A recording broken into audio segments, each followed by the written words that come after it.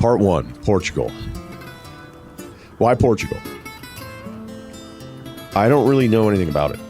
That's the first part. When I think about Western Europe, my knowledge, look, I've read some books, but I don't think I could teach a course on anything. But it's just pretty clear, like I have a take on France historically, Germany, Italy, Spain, Great Britain, the British Isles. But for the most part, I realize I don't know anything about Portugal, even though everyone that's ever been here tells me how amazing it is. So I just arrived in Lisbon, so we'll run over some history.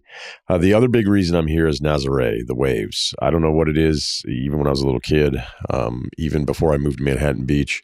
If I were out at like some bar that would play videos of surfing going on and I was with buddies, I would just be hypnotized by watching these badass guys ride these big waves. And there's just something about it that I admire from them. And I want to see these waves. I've checked the seasons as far as like what the projections are and that kind of stuff. And so if it's 15 to 20 feet, that's not exactly 80 feet, but it'll at least, maybe you get the right day or the right tide or whatever. So I'm taking a shot and we'll see how it goes. I know this sounds really stupid and dumb and dangerous, but I'm wondering if there's some local I can throw like €1,000 and get on the back of a jet ski and say, can we kind of like be off to the side and see this up close? I am willing to do that. Again, I know it doesn't sound like the smartest idea, but I just feel like I need something. I don't know.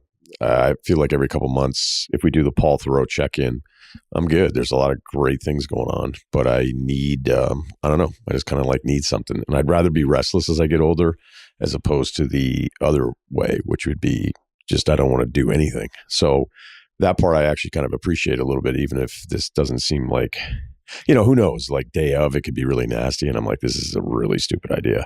Or everyone could say absolutely not. But I guess I always feel like, imagine if there was some big wave place in America and you'd be like, oh, can I just get a jet ski out there? They, just isn't happy and end up getting arrested. I almost feel like the rules don't apply in all these other places. And again, I'd want to be off to the side, right? Like, I don't want to like be in it. I'm not that stupid. All right. So history, Lisbon is the second oldest city in Europe behind Athens. Pretty standard run of being conquered, like any of these areas. First recorded history, the movement of man from the Middle East, reading that world history book that basically just goes back like 3,000 years and doesn't argue that civilization started in the Middle East, but argues that, this is what we have to go on by the first recorded data. So whenever you look at this stuff, depending on where you want to start, I mean, a lot of times it starts with the Roman Empire. So they take control by the 2nd century BC. Christianity. Then post the fall of the Roman Empire, Germanic tribes, the Visigoths, badasses, they take over. And then the year 711, the Muslims from North Africa are like, you know what, maybe it's our turn. And they run through the country in a matter of just a few years and take over. And I think one of the things that's interesting about Portugal is, again, you can argue the influence of so many different civilizations from all the different people that were either ruling them, taking them over, the hostility, because it's almost all hostile. I mean, there's very few times in these, really, you probably argue any country, even Iceland, right? Where you're going through all the different ruling factions and who was in power and then who takes over. And what you realize with Portugal is, I think, specific to this country is that there's Catholicism, there's Muslim influence that still exists today, whether it's the architecture, whether it's advancements. So, even though you're like, I don't really want to be ruled by all these other people, although, whenever you start talking about people walking and taking over territory, there's definitely some stuff kind of baked into the Portugal story that speaks to how diverse Portugal is of the Portuguese people. So I think that's something that's important to remember here because of all the different elements. During this time, the Barbary Corsairs, which were essentially pirates, made up of a bunch of different people, depending on what you read. North African, the Turkish, some English that maybe were just rogue, going and doing their own thing and going down to Africa and joining up with everybody else and just raiding Portugal all the time. So not only were they there by land for hundreds of years, Portugal is just raided by slave traders, which also speaks to some of these coastal towns that I want to check out. But if you look at their history of like when they were first established, a lot of them have the same story, in that people didn't want to come down from the hills because if they set up on the coast, they were just a much easier target to be raided by these corsairs and then brought back to Africa and become enslaved. So there's a lot of that. So by 1143, it's called the Reconquista, and a bunch of Christians roll through and they're like, enough of this shit.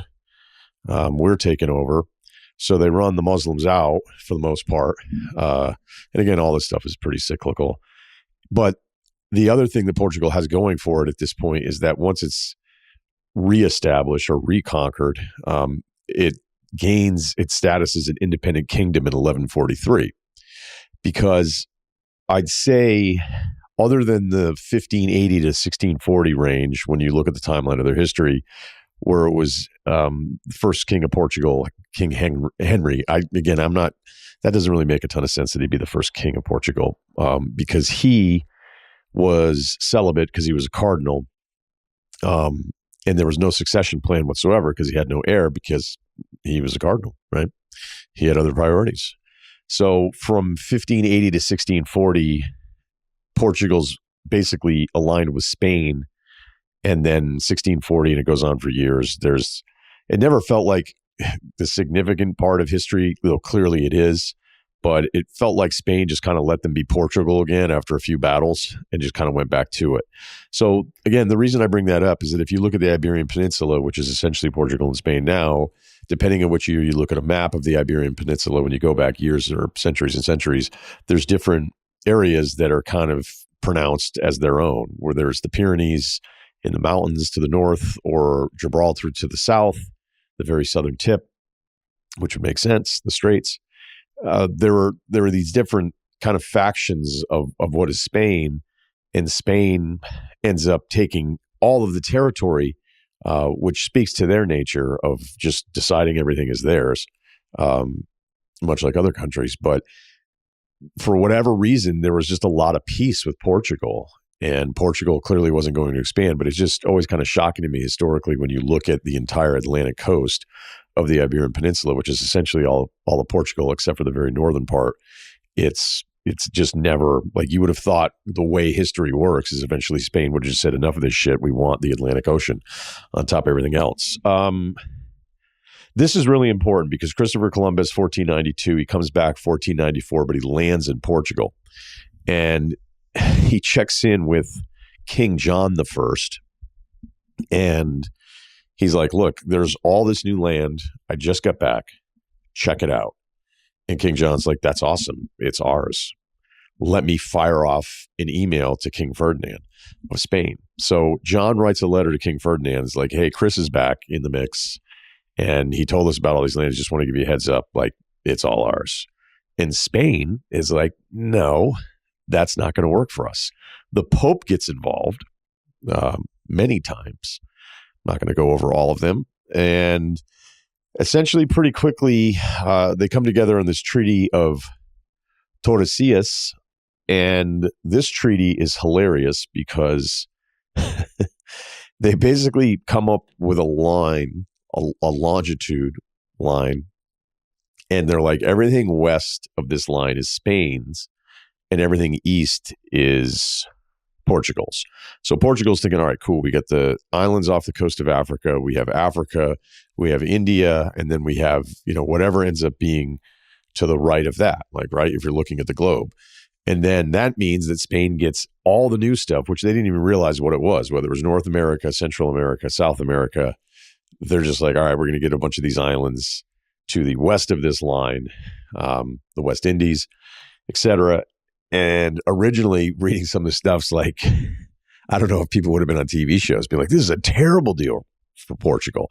And the funny thing is it got even worse because of Spain's, I'd say their arrogance, but they fall in line with basically everybody else. But like Spain feels like they have moments where they take it to another level, where Portugal's under the assumption that further east, the Far East, will be theirs, because they end up being the first trade ships that land in Japan again years later in 1543. But their understanding was like, all right, yeah, you're left and we're on the right.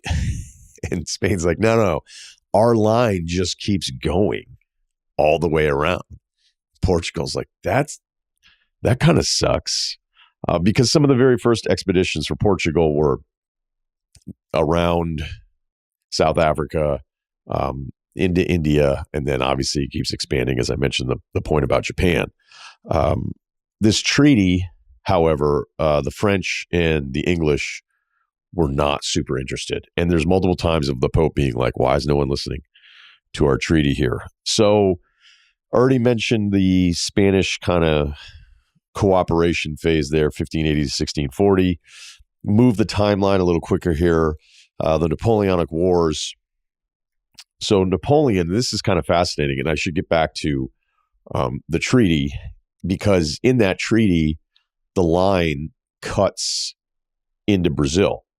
So basically, Brazil is under the Portuguese side of this. And there's all these different theories of Portugal knew that there was this territory that Columbus or somebody else had told them, like, hey, if you work it out along this line, there's this whole world in the southern hemisphere that we'll be able to have on our side of it. Other people think that it was a complete mistake and they didn't even know, but they sent ships out to Brazil and started a colony there. A lot of this stuff will sound familiar to those of you that studied American history. So Napoleon shows up and he's like, all right, I'm in charge now. And a bunch of these royals leave Portugal. I don't know what the total number is, but some important people. And they go to Brazil. And for a time, the capital of Portugal is Rio, which it's argued, I don't know that there's any other time in history that a sitting country had its capital in one of its colonies. I can't think of any. I certainly could be wrong. I don't know everything. So then the Brazilians are like, hey, you know what? And again, this may sound familiar to those of you who've studied American history. The Brazilians are like, hey, could you guys kindly fuck off and get out of here? Because we're our own thing now. And we know you're screwed back home. But like, that's your problem, not ours. We don't need your soldiers here. We don't need you ruling over us. And this is like really quick, because 1822, Brazil declares its independence from Portugal. It goes on for like 2 years. I don't know how intense the fighting was.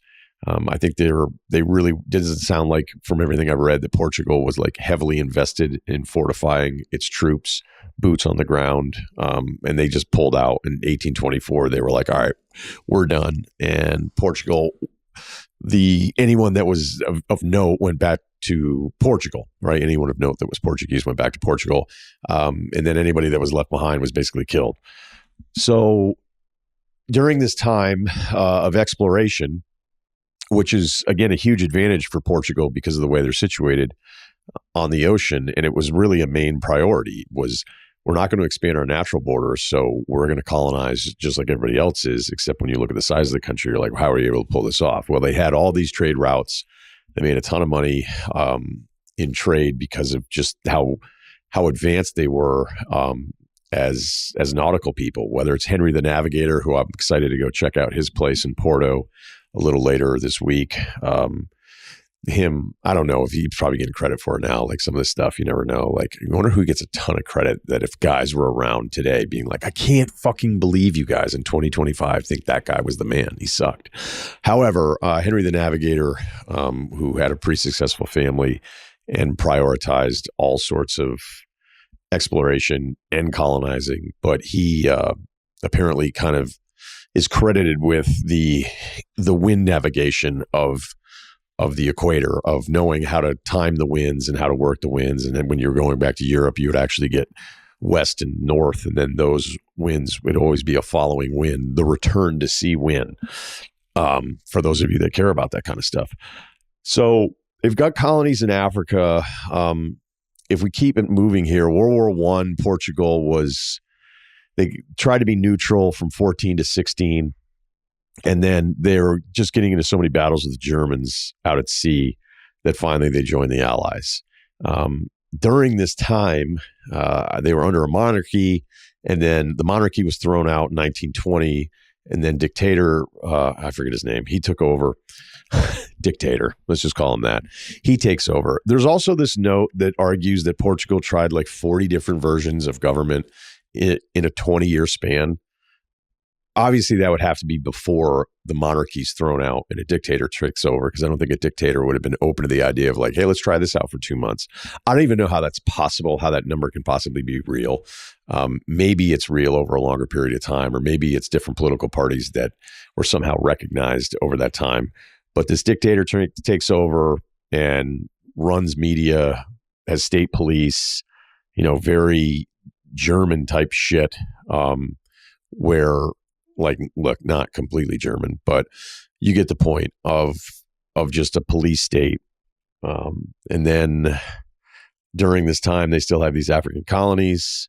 1974, it's the Carnation Revolution, where there's these battles between the colonies in Africa, and it's ugly and it's terrible.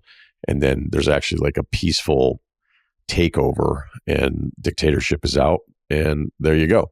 So a lot of different stuff. I did think it was super interesting that a member of the British intelligence agency, someone who you may have heard of, named Ian Fleming, he was assigned to follow different spies, because in World War II, Portugal tried to remain neutral, and they did kind of. So in a way where they weren't exactly like sending troops, but what they were doing is they were basically a hub for all of these spies, all of these supplies, refugees being run out.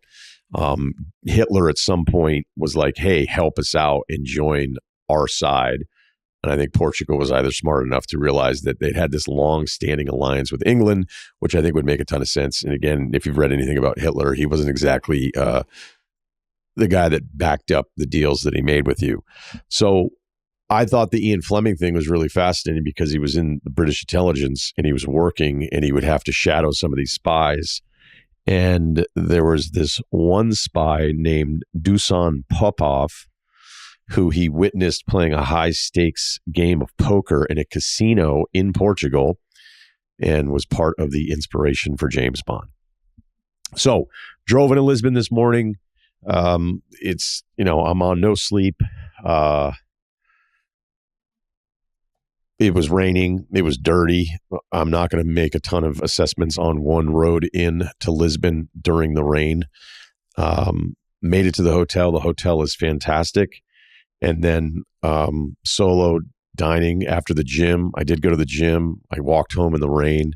People were staring at me because I wasn't wearing any jacket or anything. I was wearing shorts. But I did grab dinner right next to the hotel. The restaurant looked fantastic. And I went to the hotel and was like, is that place really good? And they were like, yeah, it's awesome.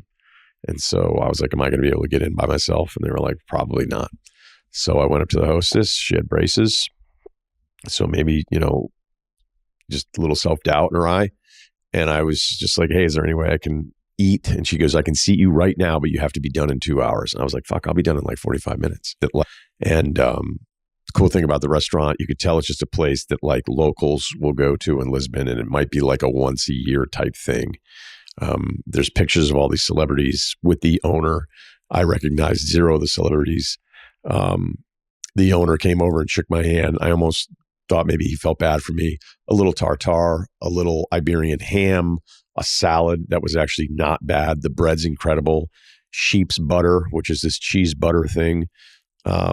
What else did I eat? I didn't stop. I just kept going. I had steak, I had potatoes, and I had a glass of white wine, and we are going to shut it down and try to get caught up on some sleep. Portugal, part 2. Okay, you're just going to have to bear with me to the Travelogue vets. Yes, I'm going to do some sleep, bad food, shitty gym experience. I promise I will do a lot more different stuff later on in this part. But I think it's just essential to the storytelling and, solo pod. What do you want me to do? All right. So the sleep thing, not great at all. Went to bed at 11, was so fired up. I'm like, you didn't fall asleep too early. You fell asleep at a normal time. Why don't you set the alarm for 9 a.m. tomorrow? If you get like 10 hours sleep, that's unheard of. You're not going to, but who knows? Maybe you're just that tired and you're worn out. So wake up and I'm like, this is great. I think I slept like 9+ hours. I feel terrific, totally refreshed. Look at my phone. It's 2 a.m. I'm like, oh, you slept 3 hours, barely. And then I hear some noise across the hall. And I think maybe I was woken up by it. I'm not sure. But then when I heard it, I was absolutely awake. So I didn't hear like a noise and then wake up. I just sort of woke up, which again, the weird sleep pattern thing, that stuff's going to happen to you. And I hear this guttural male chant, me go Rye, and it won't stop. And I'm like, man, I have fans everywhere. It was not in reference to me. It was not a fan. Doesn't know me like everybody else, I would expect. And I had seen this couple a little bit earlier, the male Eastern Bloc, maybe female, same thing, a little thick, but in a competitive way. So not a criticism. And I can hear the international language of a girlfriend or a wife who's like, will you please go to bed? And I'm not one to try to rain on anybody's parade. You're visiting Portugal too. You went deep into the night, took it to 2 a.m., got back to the hotel, feeling a little rowdy piper, and you're going to make some noise. Like, I've done it. Who am I? I don't want to police America. I don't want to police Portugal. But I wouldn't stop. So I was like, you know what? And I don't know if it's because I saw him before that I was feeling it, because I wasn't really looking for it. And I'll explain it in this way. Like, that's that thicker guy, and you'd have to be there. And I imagine every other baseball city and a lot of football parking lots have the same thing, where it's like, is that guy really about it, or is he just sort of overweight? And that's kind of what I thought. And I'm thinking of a very particular person right now, early 2000s, Fenway Park, cask and flagon, not from Hyde Park, probably from Duxbury. Who am I to get any kind of cred? Not that I deserved any. Being from Martha's Vineyard, it was an automatic origin losing story. But you know who I'm talking about, because you have him in Wrigleyville. You have him. I don't know. I see some different version of it when I go to Dodgers games, but it's like, are you scary? You just have kind of like an Alan Embry goatee from the early 2000s. And you're wearing a compression shirt that pitchers wear underneath their jerseys, except you don't have a jersey on. So there's no secrets with your shirt whatsoever. Again, the amount of respect I have for anybody that was pulling that off, even though it looked horrible. And it's like, this guy's probably a couple years away from guys being like, can you take it easy on a Tuesday night, dude, if we're just going to like a 7:00 game? And that guy just didn't even understand any of that stuff. But I always felt like he got a little bit more credit for him being able to handle himself. And it's like, I just think you might be a little overweight. I don't really know that there's much else going on there that needs to scare me. So yeah, that was sort of the advanced scouting report that I had. And so that's why I opened the door, and that's why I yelled, hey, shut the fuck up. And I gave it a good one. I was like, hey, shut the fuck up. And then I followed it up with like, if you don't shut the fuck up, and then went back to bed. Except I didn't. I sat awake for 5 hours, but I didn't hear a noise. So it worked. So that was pretty in-depth. So I wake up, I don't know, 7:30. Woke up. I set an alarm at like 10:30, and then I was like, maybe just make it 11. And the alarm went off at 11. So I snuck in the extra 30 minutes. Still pretty tired, but I was like, hey, you're in Lisbon. Get out. Start getting out there, which is fine. So I plugged in the name of the gym that I went to yesterday, and I was like, I got to get a little workout in, got to get some stretching in, got to get the body moving to, it's just part of the daily prep. And I went to the wrong gym, not on purpose. There's a chain. I didn't know. But thank God I did, because it's a really interesting story, and this speaks to so many different cities. Imagine like visiting New York City for the first time and walking through Times Square and then going, well, this place sucks. And there'd be, maybe just hate New York City, right? But there's other portions of New York City. You walk through incredible neighborhoods, higher end real estate near Central Park and all that kind of stuff. And you're like, this is unbelievable how nice this is. And that's kind of what Lisbon was like the first 24 hours for me. The ride in, we already referenced, being like, what's going on with this place? Literally 1 block over, just gorgeous. This is an unbelievable walking city. There's all these different areas. Made it down to the waterfront, which is where this other gym was. There's this incredible, promenade. The architecture is kind of cool because it seems like they really want to try some different stuff with the way the buildings are designed. Not to say that there aren't cities that do some of the same things, but it just seems like in a smaller city like Lisbon, to take some of these architectural chances is kind of cool. The graffiti part of it is just embraced, where there's these buildings that are just completely painted, and then there's some other stuff, these collages that are far more detailed. I say murals. I guess there's a bit of a thing that you could do where you can go on a tour with guide, which I'm not going to do, to look at some of the different stuff throughout the city with different artists that are really, really popular. And it's all just really great to check it out. The other thing I would say about the food, and this is a European thing in general, but I made it into this food court that was like the nicest food in a food court type setup that I've ever seen. And the place was packed. And so even though I'm here in the off season, I imagine peak July, August world travelers, it's got to be pretty congested. It still was a little busy, not like so busy like, hey, get me out of here, even though I got to get out of here. It wasn't as, like Nice in the summer. I just was like, get me the fuck out of here. And then I got stuck having to go back in the lost travelogue. Just that one's in the mystery vault.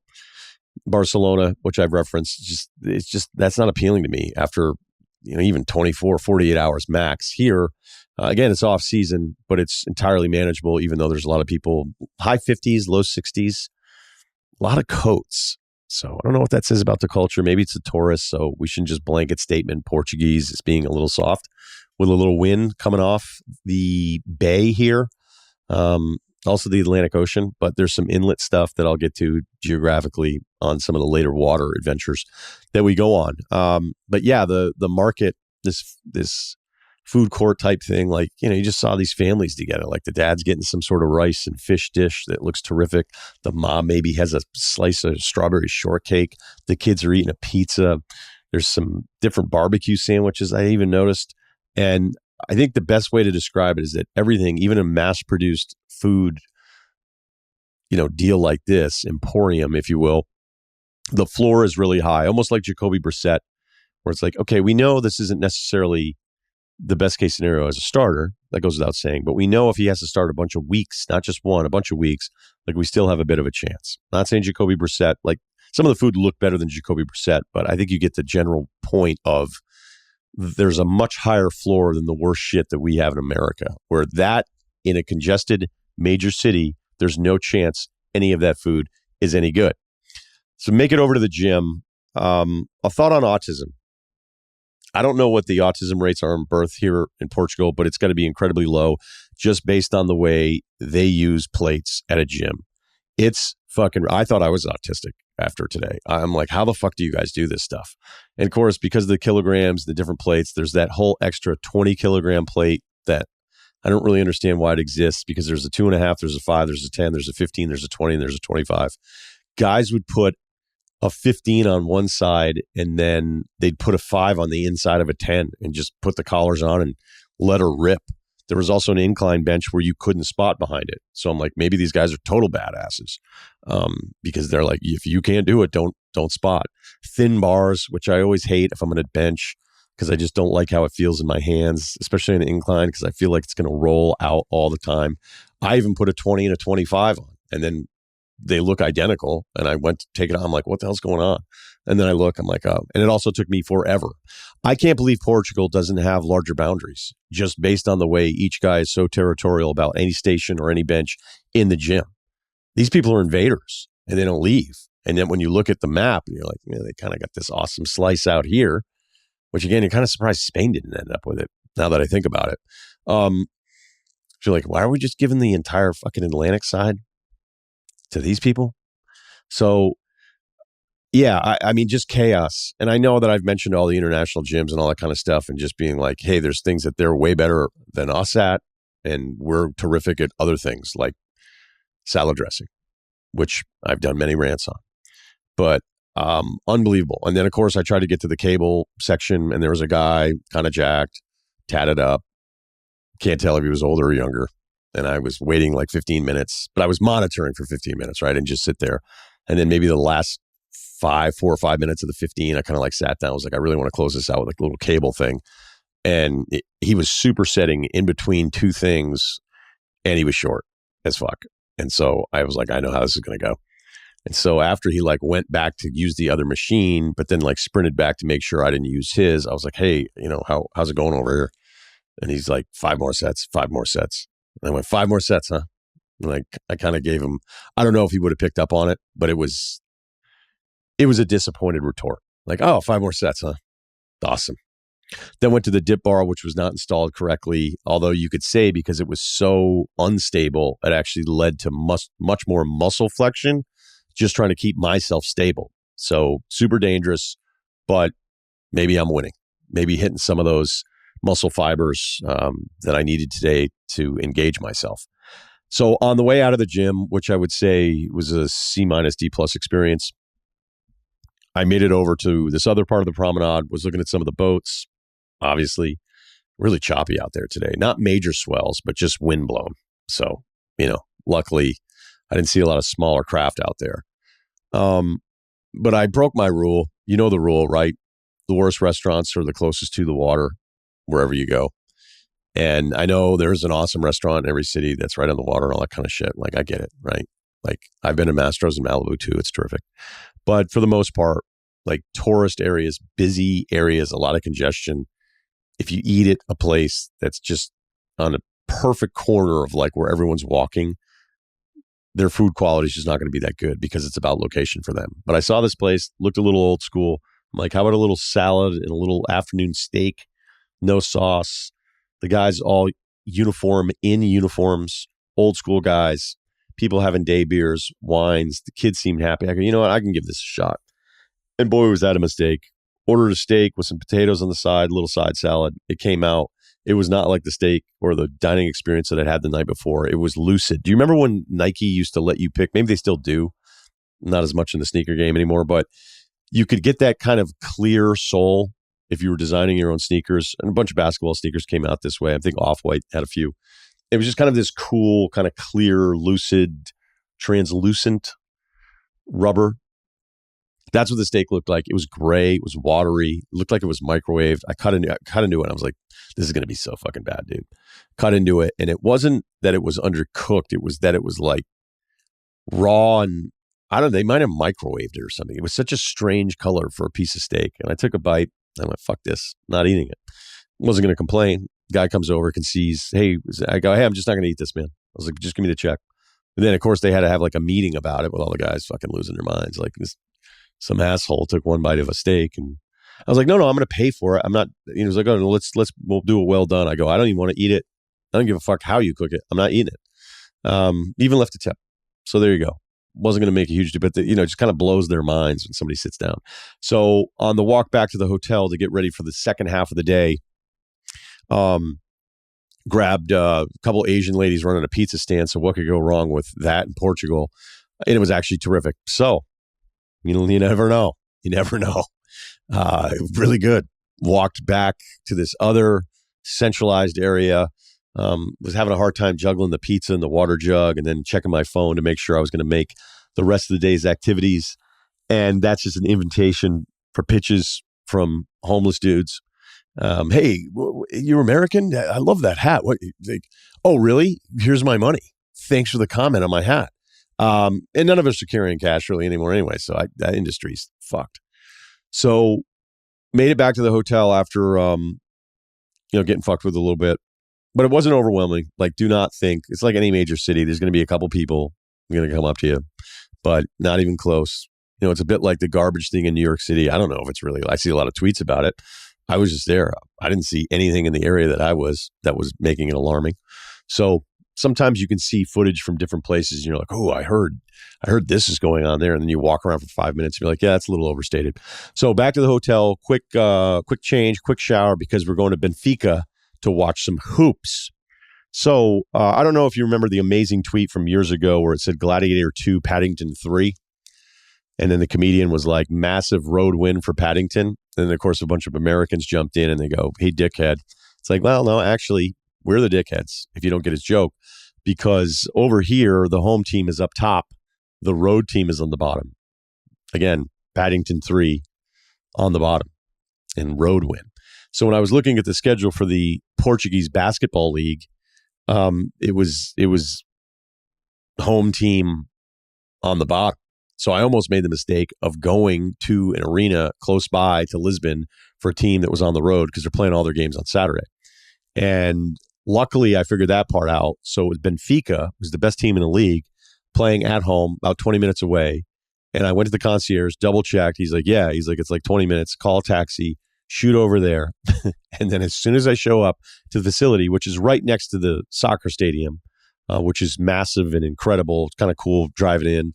It's kind of just as Lisbon starts to thin out a bit, like an industrial suburban area. If that makes any sense. I think you'd understand, like apartment buildings, still some highways and that kind of stuff. Where you could see like just probably 10 more minutes out, feeling more like neighborhoods. But this is one of the cool things about Europe is just these smaller parts of these. You can have this major city, and yet you can have these smaller clubs like scattered all around. I mean, just think about how many different EPL teams, how close they are to each other, and how ridiculous that actually could be. Because other than New York City, like just imagine having, I don't know, imagine having. I mean, I guess you could say White Sox and Cubs, but like, okay, add 8 more, and it all works. So Benfica, there's no history there. I was even texting with a couple NBA guys, just bullshitting about some stuff, and then I was like, yeah, I'm in Portugal I'm going to go watch some hoops. And they're like, what the fuck is wrong with you? Didn't you take the week off to get away from hoops? I'm like, well, yeah, but I've always wanted to go to like one of these games. When the hoops is done, you go find the hoops, right? So I get to the entire sports complex and I'm walking around and I'm like, hey, where's the basketball? And you would have thought you were asking me as an undergrad where the career placement building was on campus. I'm like, oh, what the fuck? What are you, nerd? I'm like walking up to everybody going, hey, basketball, starts at 3. And I know the military time, they're on military time, but on my website that I was on my phone, it was like some of the phone stuff that's happening now too, the way the times are coming out. That's a different topic. But nobody knew what I was talking about. I'm like, I get that you guys love football.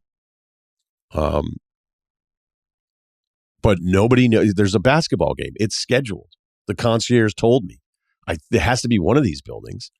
So I asked 4 people. Nobody knew anything. I felt a little bad. I saw a black guy. I was like, well, maybe this guy, he didn't know. So yeah, that's on me. I'm sorry, especially February admitting that. But I was like, maybe he'll know what's going on with the hoops. So then I went over to this other guy who was like, no, they sell the tickets inside of this office. And it wasn't an office. It was basically the souvenir shop for Benfica gear. And it was all like soccer stuff. And then I asked somebody in there and they're like, no, you get the tickets here. And it's like, so wait, I have to order the tickets here in the checkout of the souvenir place. Like, yeah, bad system, Benfica, bad system. That takes forever. I finally get to the counter. I go, basketball. She's like, what are you talking about? I'm like, this can't be real. And then she has somebody come over, help her. And she's like, oh yeah, basketball, but it's at 5. Like, why? There's nothing at 3. I'm like, I don't know. I'm like, whatever. Doesn't matter. It's already like 3:30. I thought I was late. And she's like, we have handball. I'm like, excuse me? She goes, we have Benfica's handball team is playing right now. Like, well, what better way to warm up for some hoops than with some international handball? So I bought a handball ticket, €5. And I bought a basketball ticket for $5. So let's talk a little bit about handball. Invented in Germany. Some say Scandinavia. I'm going to give it to Germany on this one. It started as 11-on-11 outside. It's now 7-on-7. And the great thing about handball is basically anyone that's ever been good at any sport but never good enough at the sports they played to ever fucking do anything, all of us, and I'm putting myself in this, all of us think we're awesome or would be awesome at handball. When handball first popped onto the scene for me, I was away during the Summer Olympics, and I came back, and Van Pelt and Stanford Steve were like, we're handball guys now. And then they wanted it to be like a thing for the show. They made T-shirts. I didn't get in the way of it, but it was a bit of a fad. But dudes loved it. Couldn't stop talking about handball. Like, I came back, was like, God, you guys really like it. So maybe 100 people there in this small arena for handball. Walk in, the second I sit down, the buzzer sounds. It's halftime. All right. So I was like, all right, not great timing, but that's fine. So I'm watching the guys. One of the goalies for the away team, little George Niang-ish, thicker, savvy, unbelievable foot and hand technique. I mean, all they've been doing is like, they don't dribble. really, but just watching the guys kind of like flick the ball around and then spin it off the top of their toe and then catch it again. And then I was watching the goalies do their warm-up stretches where they'd explode into the corner side to side. I need to start. I've never seen these stretches. I got to start incorporating some of this stuff into my routine. And then I'm just trying to figure the game out a little bit, right? So it's 6-on-6 with the goalies.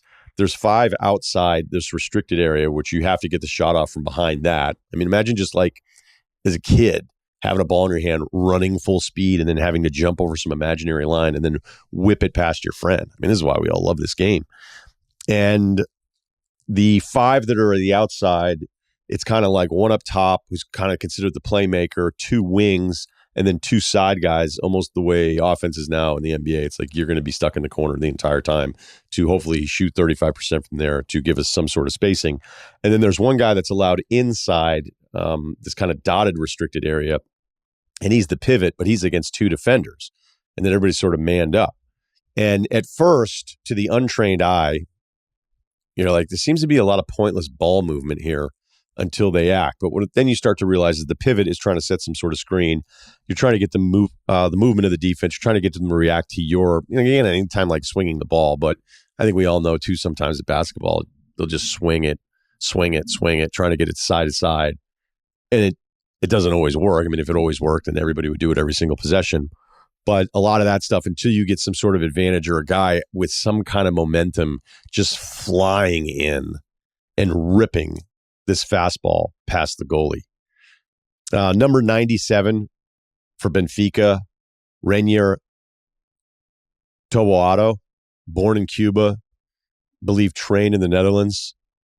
Just a fucking unit. Unbelievable.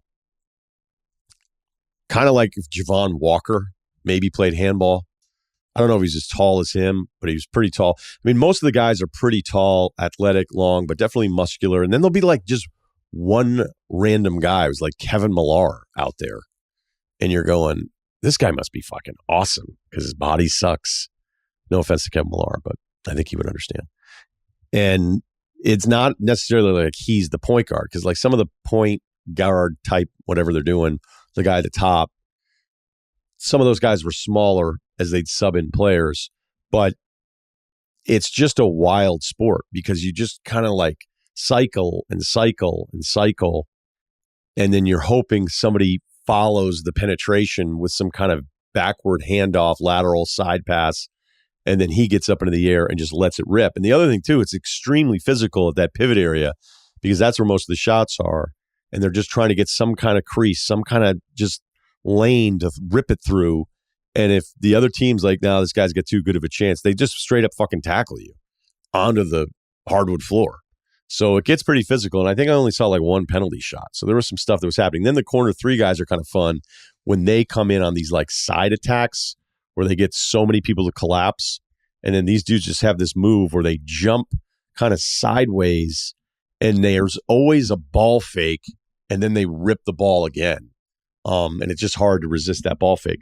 The other thing I noticed too was the pulling of the goalies where the team, Benfica was awesome. I guess they're one of the best teams historically. And again, number 97, just a specimen. Loved watching him. But this goalie being pulled thing, as I saw more and more of it, in a classic American sense, and really this isn't even an American thing. It's just any of us that you sit down and you think you've solved something and you're like, you just started watching a minute ago and you think, hey, well, this is how you should be doing it. But I noticed like the pulling of the goalies. I'm like, why don't we just pull them all the time? Because I remember when I first watched it, I don't remember seeing that happen. And then, of course, I looked it up. In 2016, there was a rule change. And in fact, teams are far more likely to pull the goalies throughout the game because you get the extra guy on the other side. But the problem is if there's a clean save, the goalie can throw it the length of the court. And, ultimately, I think Benfica had like 4 or 5 empty net opportunities and they only converted one of them. The goalie tried to throw it full court and he hit the post on it. So, yeah. And then I would say Thiago for the other team did not take well to coaching. I don't know what's going on there. I don't know what the vibe is around that locker room, but I didn't like some of the interactions that I saw.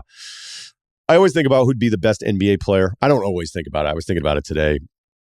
I think Westbrook, I always put down Westbrook as he'd be great at anything. Like he'd be a great defensive back. He'd be great at soccer.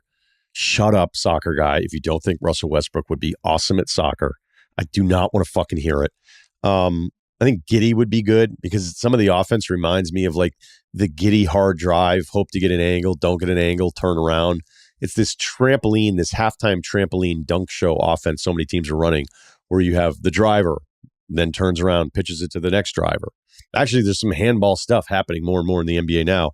And the fact that you don't have to really dribble at all, you don't need any kind of handle. Like a lot of these guys have none. Jaylen Brown probably be terrific. So we go right over to the hoops after Benfica wins. And I walk in and it's the same songs. Oh, Benfica. I'm going to have this stuck in my head for days. It sounds like this kind of poppy song, something David Brent would maybe make a video of. This poppy sort of Benfica song. They've got this E pluribus unum thing going on, which is sort of interesting. It's also the worst possible hat ever you could probably ever buy anybody. Bold font, the entire front of a baseball hat that just says E pluribus unum. Of many one, out of many one, which we're certainly familiar with here in the States. But this Benfica product has taken that on. I guess it actually started even before them, but I got sick of looking at it. So the basketball, again, like I said, some NBA guys are like, why would you go there to watch basketball? No, I'm like, I went here and basketball was also here. I'm going to run you through a little scenario that I used to do far too often. It's embarrassing, but I'm going to do it. But I would put myself through, like, if I went to a Princeton game once when I was in my 20s. And I remember thinking, like, what would happen if they were like, hey, can you play? It's like, Terry didn't show up. And I'm telling you with 100% certainty, I would fucking put sneakers on and run around and be like, I've got you. And that delusional thought has stayed with me for a long time. And as I was watching the guys get warmed up today, I was like, all right, let's go through it. What happens is we're a guy short. We're going to have to forfeit unless you can play like 15 minutes. I'm like, 15 minutes? Like, that might not be enough. Tonight's the first time I've ever admitted that I would say no. And I know, like, I should have said that my entire life. But it was the first time, like, if they came up to you and said, hey, can you play for us tonight? We're fucked. I'd be like, no, I don't think I can. So we also had a potential incident. I don't know if I was sitting down during the national anthem. I don't think I was, because there was a bunch of people sitting down. Everybody had hats on, but then there was a bunch of people standing up with their scarves singing a different Benfica song. So no one said anything because I didn't even know. That's not really my move. I've never done, not protesting anything. So I was sitting there, and then everybody was kind of sitting around me, and then people started standing up and they were holding the scarves and then singing to the song, and it was long too. And I was like, I guess I'm going to just stay seated, because now I think if I stand up, it's weirder because it might not actually be the anthem. Again, no one said a fucking word to me the entire time. Maybe 300 people at this game, not a raucous crowd, incredible history, and again, the team is the best in the league. I don't know that there'd be one player any of you would even know was in this. There's a couple guys, one guy that was at Ohio State, somebody else, and I didn't even remember who they were. All of the players, I would say, like, there'd be a moment where you go, ooh, that guy's kind of interesting. And then you would see the reason why he's in the Portugal League. Like, there was a wing that was like had this really athletic play. So then I kept my eyes on him. And the next time I watched him, he wasn't just bad at dribbling. He couldn't even get, like, it wasn't the one dribble thing I was talking about. Like, some guys can get you one or two dribbles, but when it's a third dribble, they're fucking done. He couldn't even get the dribble started. I was like, okay. There was another guy for the other team. I don't know. Was it Vitoria who they played? They fucking killed him. So Benfica, shout out to you. E pluribus unum. But there was a guy on the other team named number 7, or not named. I don't think that was his name. He was number 7. He looked like Jalen Carter. I mean, just a fucking beast of a guy out there. And he's screaming for the ball in the post up. He's got a deep seal. And I could tell, I was like, they don't really seem to care that he has a pretty good one-on-one advantage, deep seal in the post. They're not in a hurry to get him the ball. And then the ball gets kind of like, he was holding his position forever. So like, all right, fuck it. You worked this hard. We're down 30. Like, here's the ball. He has no idea what to do. He worked so hard to get post position. He got it. He got the ball. And then he was like, fuck, now what? And then I was like, maybe he just had a bad possession. Turnover. They do it the next possession. And again, it's not like it's the priority to run some action to get him a clean entry pass. Let's go back to number 7 in the post. He gets in the post again. He has no idea what to do with the ball, turns into traffic, wrong shoulder, fucking turnover, back to back. And then he got benched. There's another kid that looked pretty good. And then you're just like, yeah, I don't know that he's really athletic enough. However, Diogo Gamero, local kid, 30, born August 13th, 1995, terrific birthday. He lit it up. He had 12 in the first quarter. He had like 25 at the half. Small. He did have a bit of American History X look to him with the shaved head, little Ed Norton, worst basketball scene ever in the history of movies. I would, if I were black, I'd be mad about the movie, but I'd also be mad about that pickup hoop scene. But yeah, he was nice, man. Sick handle, made every three, really good. Like they ran a pin down for him, off the ball, comes up, wide open three. There's also guys just wide open all the time. I'll tell you too, like both these teams ran some good shit. And it just was kind of astonishing. One of those little reminders too, like, do you know how hard it actually is to get your shot off in the NBA when the other team doesn't want you to get the shot off? So this guy, Diogo, he's listed at 6 feet. I don't know. He comes up off this pin down catch. Nobody decided to like read it defensively. Like, hey, his guy's going to get pinned here under the basket. So somebody else has to switch. And it's going to be like a switch that's a little different because it's not all right in front of you. It's sort of easy to communicate. You're just going to have to be a little aware that he's their best player. He's already lighting it up. Like, help off of whoever you're on to make sure he doesn't get a free release and a wide open three. And he kept doing it. And then they ran a pin down for him again. I can't believe you're still listening to this part. And he like set up like a bait cut off of what he had done and then just flared out to the corner. And when the help like was like finally the third time, like, hey, I'm going to go over here and anticipate him at the top off of this pin down. Then he was like, nah, you fucking idiots. Like, now I'm wide open over here, and hits the three. He had some great assists. So yeah, put him on the radar. It was a really, really cool game, even though there was less than 300 people there. It's just a cool experience. I'm really glad that I got to do it once I finally found it. I wouldn't say super passionate basketball people here, but I would say the people in the stands are passionate. You know, there was one guy, was an older guy, was giving the business to the refs. And I was thinking, like, maybe that guy used to play. You know, maybe when all of his friends were playing football and handball, it was like that guy was like, I'm going to get fucking shots up. And he still loves the game so much that he'd go there on a Saturday afternoon by himself and scream at the officials. Benfica, that song pumping through his fucking veins. We can't hear it, but he can hear it every day. There was another older guy, looked a little weathered. And I thought, you know, who knows? Like, when he hears this song, when he's in Lisbon, he thinks about the Carnation Revolution. And either he was a part of placing the carnation in a soldier's rifle, or he was the soldier with the rifle himself. And he weeps, not because of today, but because of historically just corrupt elections before that day, 51 years ago.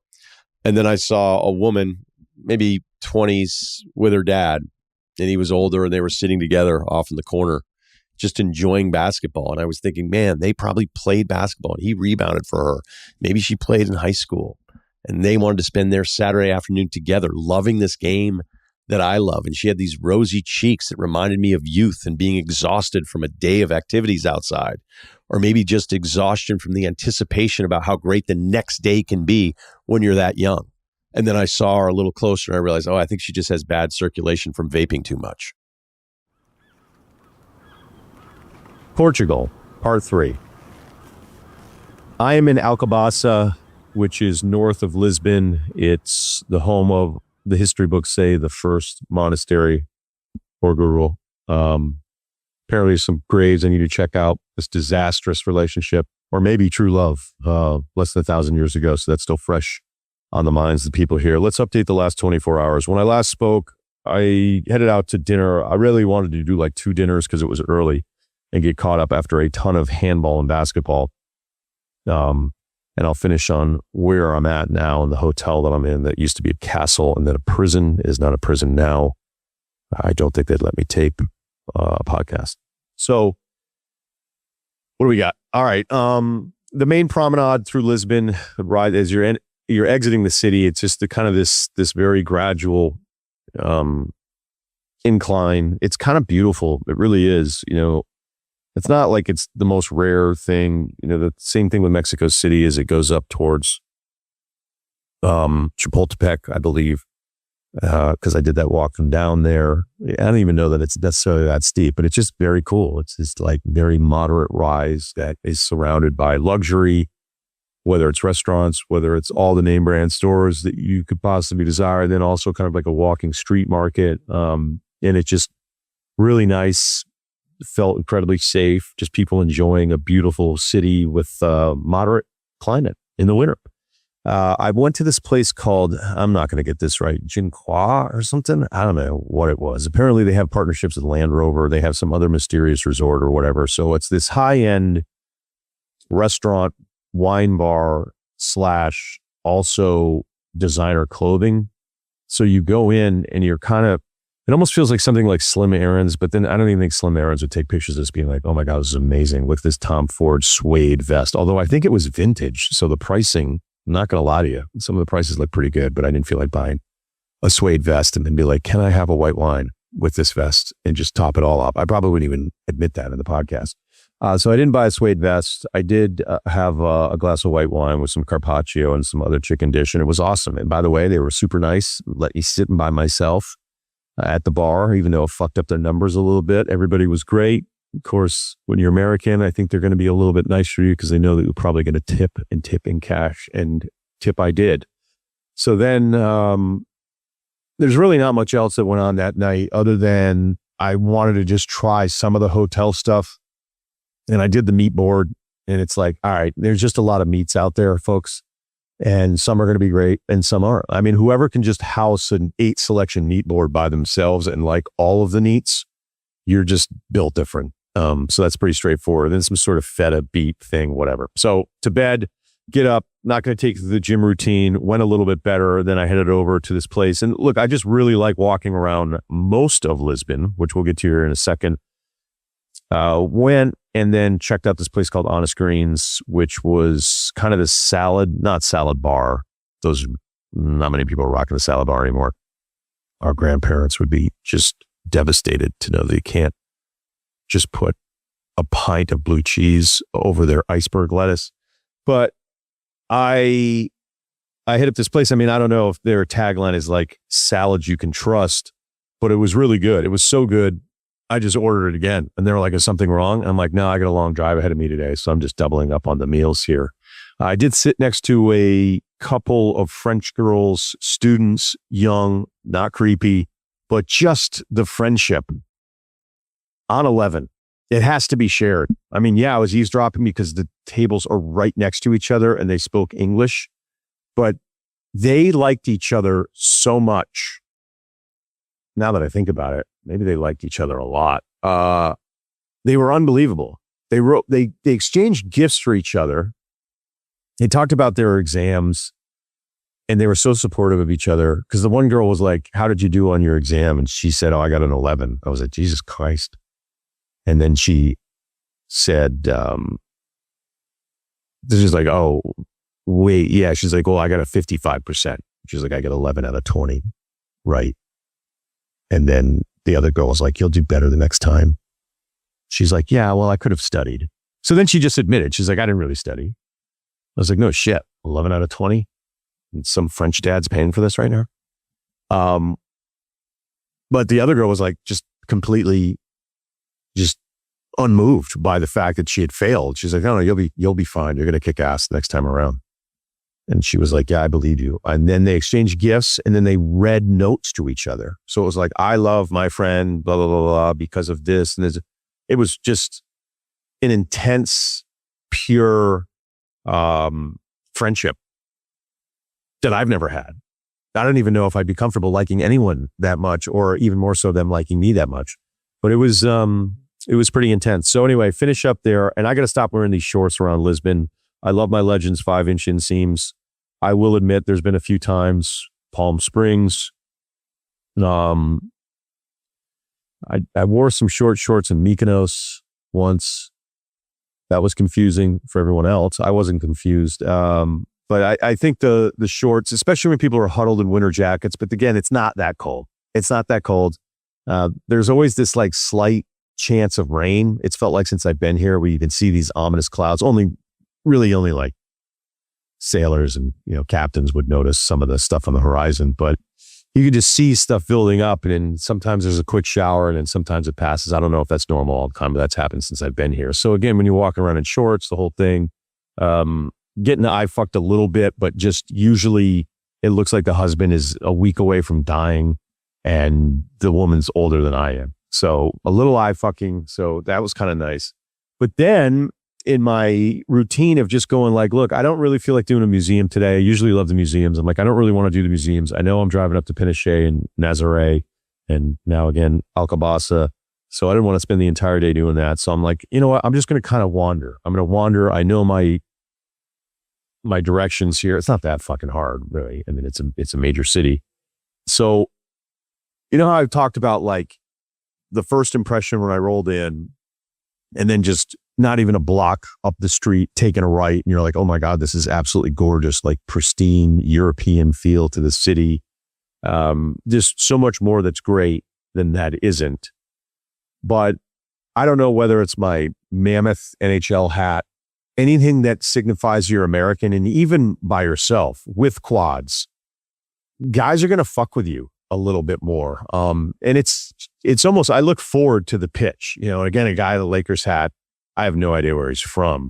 He's like, do you mind if, and I'm like, fuck off, just get away from me. I don't say fuck off, but like, it is the universal language of like, fuck off and just keep walking, because it's like puppies with food, man. If you stop and engage any of it, who knows what's going on. So I kept walking to the right of the main sections, because the whole thing is, I mean, it's big enough. It's a city, but it's incredible what happens just 10 minutes in the other direction. And so I decided to stay parallel to like where my hotel was and then walk up. And then all of a sudden I'm like, this is entirely different. The mood, the vibe, everything was totally off. I had a guy following me. Now, it may have been the shorts. The only thing I could think of is like if you're holding your phone in either hand, it's some kid who doesn't think you're fast anymore would run up behind you and just grab the phone and beat you in a foot race. But I'd also be like, I think I'd pick, of all the phones that are in somebody's hands, like, wouldn't pick somebody else. But maybe they were like, I don't know, that guy looks like his cardio might suck. So and you guys can say I'm watching too many movies, but the guy 100% was following me, because I was like walking, I was doing the front and follow without the follow part, checking the reflection. I don't know if you guys have seen The Town. You just find mirrors, find glass work, anything you can to kind of monitor what he's doing. And then I just did a massive, like pointless U-turn for no reason. And then he crossed the street and then went back the other way after following me for like 2 or 3 lights. So that was weird. And then as I made it to the promenade, I was offered Coke, which kind of made me feel good. They're like, hey, this guy's just out looking for Coke in the middle of the day by himself. Offered Coke every 10 feet. And then during this area, there was a feminism rally / anti-imperialism. So they were checking both boxes. They had some snare drums. This was exactly Stuart Copeland. They had some shawls. It looked like some of them may have flown in from Seattle. The attendance was low. They were not getting the message out the way they probably hoped when they had planned that rally. They were in minimal numbers surrounded by drug dealers on top of everything else. So now I'm like, all right, get me the fuck out of here. I want to get back to the hotel. I want to get the car.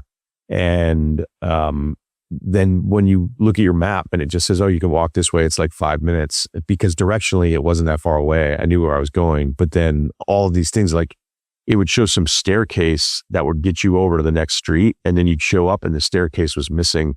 There was another time where I went into the parking lot of like a house I'm also known as a driveway, but it was a different like apartment building. It was bigger than just a driveway. And there was these guys standing around, and then there was this cement staircase behind them. And I'm like, can I go up this? And they were like, no. So who knows? Imagine like super fucking up and you don't even realize you're in this like Portuguese old school mob laundromat. You're like, hey, do you guys mind getting out of my way so I can use this staircase? Because they were super unfriendly, but I don't blame them, because I'm like, hey, is this thing work? Can I get up over there? I just pulled the plug on the whole thing, taxi to the hotel, and the rental car was sitting there waiting for me. A nice little Peugeot automatic. So here we go, driving out of Lisbon. This is actually pretty funny, but the car's fine. It has a million warnings on it, right? And this lane out of Lisbon is like 3 lanes each direction. So it feels kind of like a major highway. And, I'm just making sure I'm on it with everything, foreign country. You drive on the right side. So that always makes it easy. But I'm at a stoplight and I'm in lead position, green, off the line. And I'm going, I think like 70 kilometers an hour, right? So 50 is 30 miles an hour. So I'm not even going that fast. And then I look up and it's just dust. Everybody's gone. The guy's like, hey, P1, it's your race.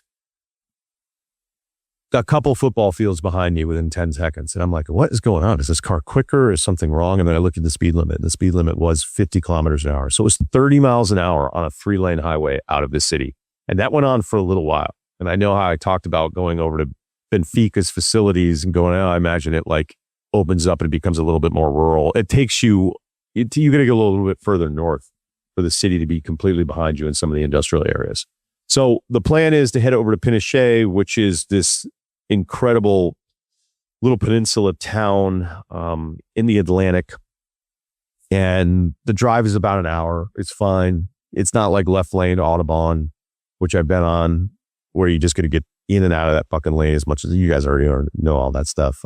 Some similarities a little bit. You want to stay in the right lane as much as you can, but it's 120 kilometers an hour, 74 miles an hour is the speed limit. Some guys are going like 140. But I think only like one car in an hour really stood out. And the drive was fine. It was pretty straightforward.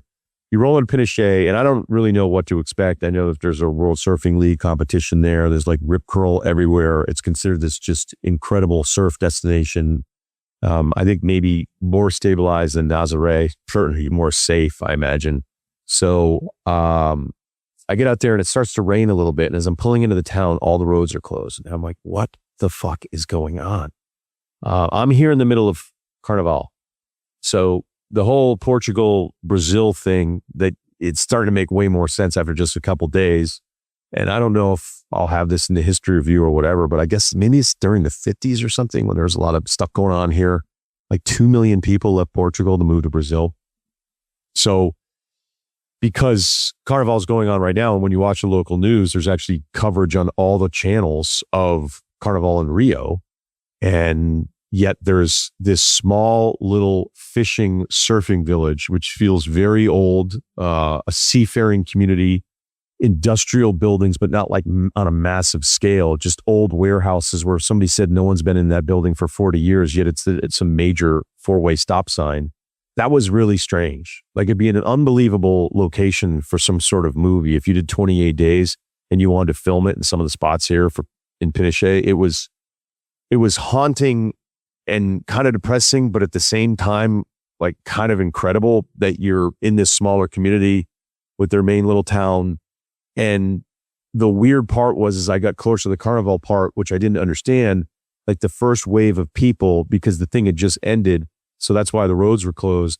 There was some kids walking by in like cowboy hats. They're like, all right, they must, maybe it was Clint Eastwood day. Then there's another wave and they're wearing like fireman hats. And they're like, all right, so what do you do? Just there we go. All the kids get fucked with. They're like, you got to wear a hat on Sunday. And then you see women dressed as nurses, as Margot Robbie's character in another not great DC movie.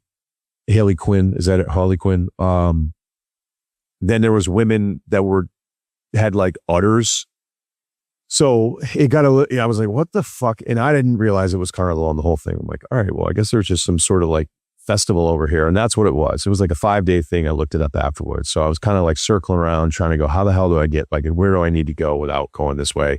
Get up on the other side and then hitting out to the cliffs, these limestone cliffs, where apparently they found a statue of Virgin Mary that they hid from other people that were trying to conquer them at the time. Probably some of the Muslim wars of overtaking each other. But apparently this Virgin Mary thing was found, and there was a Virgin Mary kind of statue and a cross thing off of the cliffs there.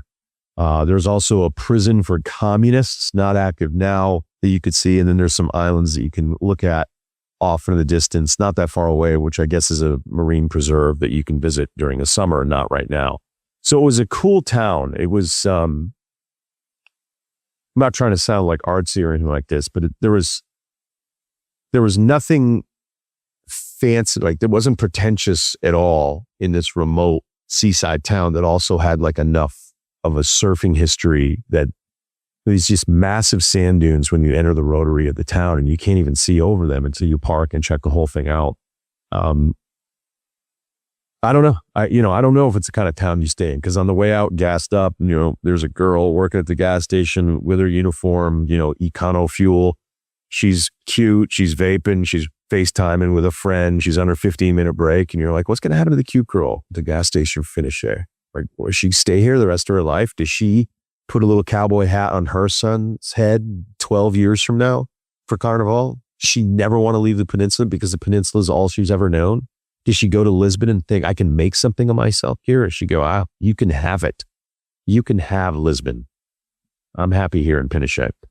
So that was a big part of the day. Anyway, so banged out of there, and then it was dark, and made it over to my current location of Alcobaça. So when I looked up the hotels, I'm like, all right, I'm going to treat myself. I want to do something a little fancy here. What's the nicest hotel in Alcobaça? And that is the place that I'm at right now, which used to be a castle, then was a prison, which I think I already said here. I did. It was, it's going to end up being 1,000 American a night here. And I can tell you emphatically, it is not worth it. This is a fucking disastrous choice.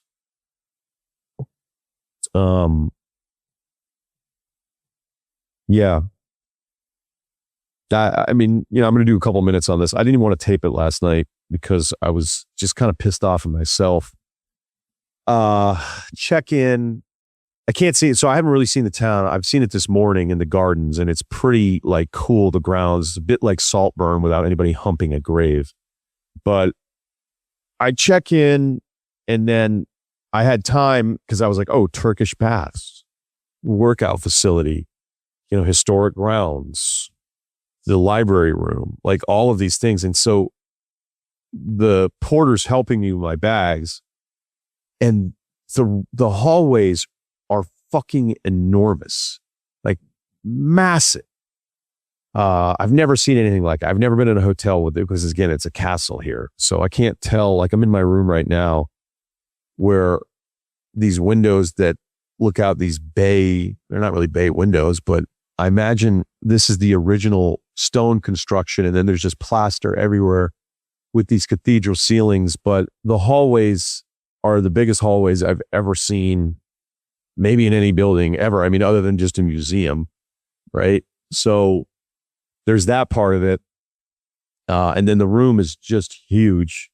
And then I realized after I looked it up, I'm like, you didn't just go to the highest rated, you bought the most expensive room. So this is a complete waste of fucking money. When I checked in, I was like, well, how late is the restaurant open? Because I'm a bit away from things, although this town is bigger than Pinochet. I think it's 50,000 people here.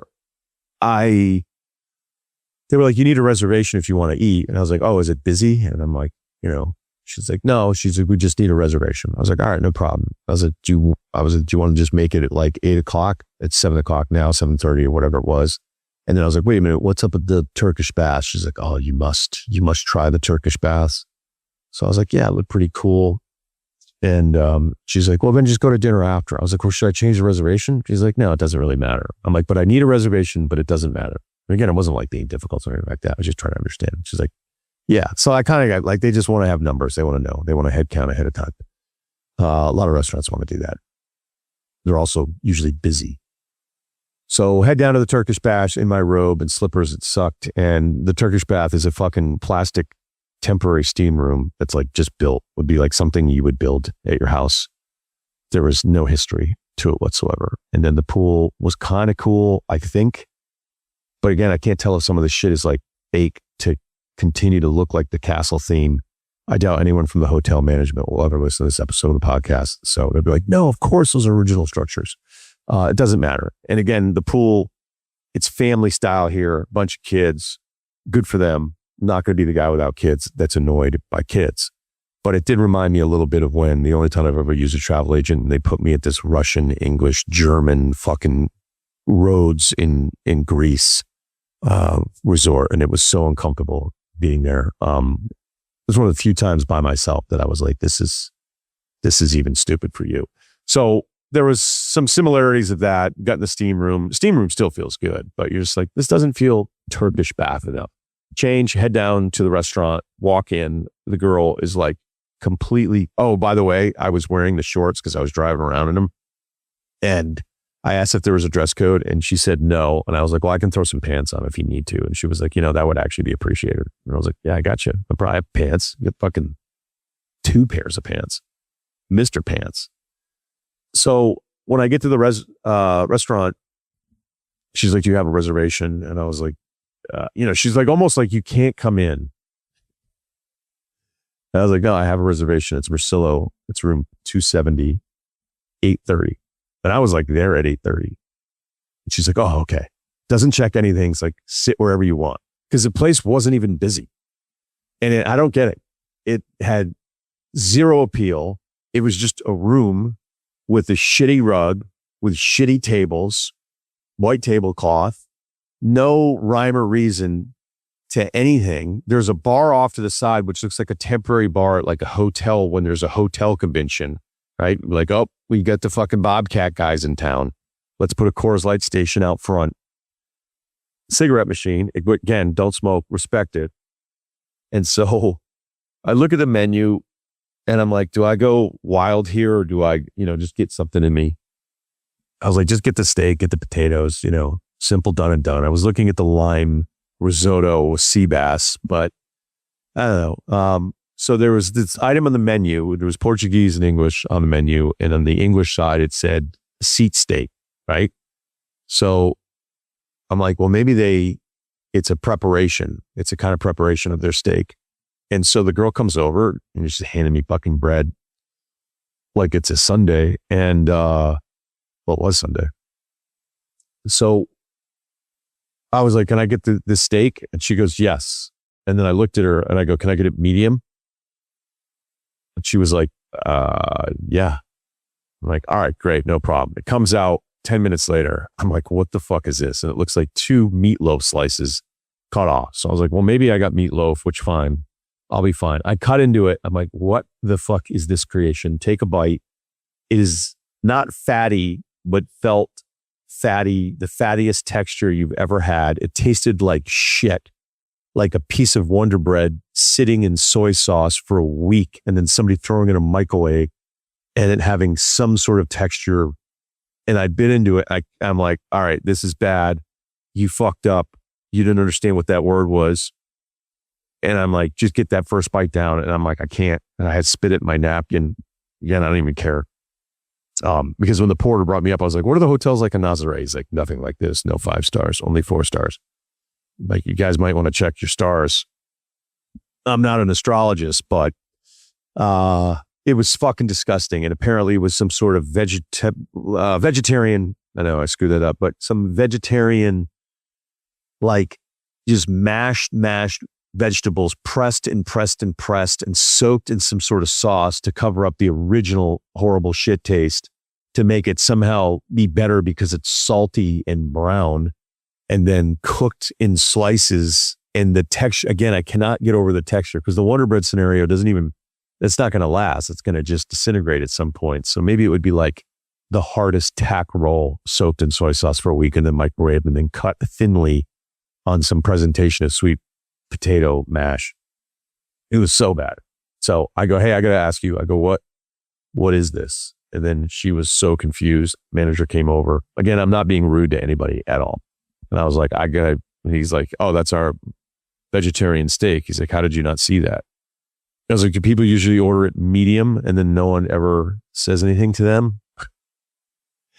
And I go, look, I'll pay for this. I'm hungry and I'll pay for the next entree. I go, I don't want to be that guy. I clearly didn't understand. I thought it was a preparation. It doesn't say vegetarian anywhere. It doesn't, there's nothing, there's obviously going to be some maybe disconnect on something like this. And he was like, no, I understand. No problem. And so then I grabbed a piece of steak and it also fucking sucked. So there you go. Today, the plan, already get some stretching in, off day. I guess the All-Star game was really good. That's wild. Another thing to add, the first couple days in Lisbon, because of the Carnation Revolution, I'm like, oh man, flowers are such a huge part of the culture here. I'm like, I just see dudes walking around with flowers everywhere. I'm like, make sure, mental note, what is it about flowers? I think the big reason is it was fucking Valentine's Day, which didn't register at all. Portugal, part 4. I'm in Alcobaça in my massive hotel suite. It is Monday night, a little after 9. I'll be leaving tomorrow. I'm not quite sure what the plan is, but let's run through the day. The entire point of this trip is Nazaré and those waves. I started thinking about it. I knew I had this week off, and it was kind of like the last minute, like, I'm just going to go now because this is still the tail end of the big season. I know it's always a little tricky with the weather and trying to project this stuff. I was looking at stuff and some of the wave projections. And so get up this morning, shoot over to Nazaré. It's about 20 minutes from Alcobaça. The highway was closed, which wasn't awesome. So I had to take all back roads, which actually was kind of awesome because you're just going like, what the hell is this town? Like, why are there so many houses and the doors are on the road and I don't see any people? Where are the people to match this number of houses? If I went based on lawn care, I'd be like, maybe no one lives there. Or maybe it's an economic thing where it's like, you know what? I'm worried about fucking food, not my lawn, which I could totally understand too, because that's what I did when a landlord showed up. Was like, you're not even keeping place. You're not even keeping like the hedges in order. My fucking hedges, dude. Like, we're getting our water turned off in 6 weeks. Anyway, Nazaré, big waves. I don't know what it is. I just love it. I love watching it. I love the balls on these fucking guys to be able to do this stuff and the skill to be able to set these world records, which is where the world record is held right now. Largest wave ever surfed, 86 feet in October of 2020 by German surfer Sebastian Studner. Weren't expecting a German to have that one. That video is everywhere. You've probably seen it, but you've probably seen the fucking doctored one. And it's like, man, do we have to make it look like this? It's 86 feet. It's the world record. You don't have to fuck with that video. I've seen the video, I think my dad sent it to me like twice. I'm like, Dad, that's like 1,000 feet. Like, that's not the real clip. The real clip is 86 and it's still badass. It's like these mountain bikers that put that fisheye lens on their GoPro and they're on top of some mountain ridge that looks like it's a thimble thick. And it's like, man, this guy is a death wish. It's like, look, it is dangerous and this guy is awesome at it. But this fucking lens is the reason why this looks so ridiculous. Anyway, that rant is over. I don't know. I wish I were better at surfing. I'm not good at it. When I first moved out to Manhattan Beach, I was determined to get good. I was able to get up, but there's way more to it. There's just so much more to it to actually being good at it. Then it started to become like frustrating because it's like, cool, now my shoulders are blown out, or I'm paddling out the wrong part of the break, or now I'm in somebody's way, or I hired a guy in El Segundo for lessons and I paid him for 3 and they fucking bailed on me and stole like $100 from me. So I don't know. I haven't ruled out the idea of some sort of comeback, but it's kind of getting a little ridiculous that I'm like, you live this close and you're just not going to ever be good at it. But I'm just speaking to like something that I suck at, that I respect just I don't know, man. There's something to be said about guys that are just like, yeah, fuck it. Like, I could die doing this and I'm going to go do it. You could also say that's incredibly fucking stupid, or maybe I should grow up and not be enamored with these guys. I don't care. Your heroes are your heroes. I'm not judging you.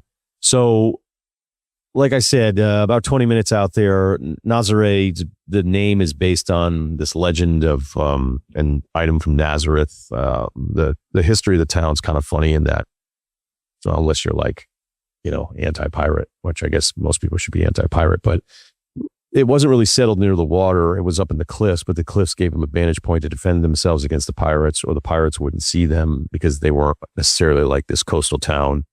They got the pirates out of there late 19th century, and people started settling in this beach. Now, the landscape of it sets up for this just incredible set of circumstances, natural circumstances that lead to these absurd waves, where you have this continental shelf that breaks off way out to sea and starts this swell power that's unique to this area. You have the winds combining. And then most importantly there's this deep, deep canyon over 5,000 meters deep. They don't actually know how deep it is. It's the deepest underwater canyon in Europe. It's arguably, I'm sure there's maybe somebody else who says their canyon's deeper. Congrats. But it's in the conversation. How about that? We'll just agree on that. So you have this chute of energy that all becomes channeled in a very focused direction. And then on top of it, the beach in Nazaré is like split by this cliff where there's a lighthouse up there. And that's where you see like the shots of the competition. And there's the North Beaches where they ride these waves, and the South Beach is this kind of cutout bay and everything. And it's a massive, massive fishing industry thing, and it still is. So this is something I've been thinking about and wanting to do for a really long time. And I pulled up in town, parked my car, and there were no fucking waves. I'm talking like not even white caps. Just choppy. And I was like, well, okay, maybe the north side. Maybe it's just weird and you never see this side of it. I went to some waiter out in the beach bar, which I did not eat at. I'm like, I'm not eating here. It's too close to the water. It's the only restaurant on the other side of the sidewalk. Like, we're just printing money. Man, this place sucks. Simple croissant. What the fuck does that mean? I was like, hey, what's up? He's like, oh, no way, 5 day. So then I walked up the cliff and I checked out the north side, and it just was nasty current smashing into the rocks. Not one surfer. Nothing. I can't believe I flew all the way out here and there's nothing. And then I was like, well, maybe I'll just stay here for a couple more days. Fuck it. This is why you came.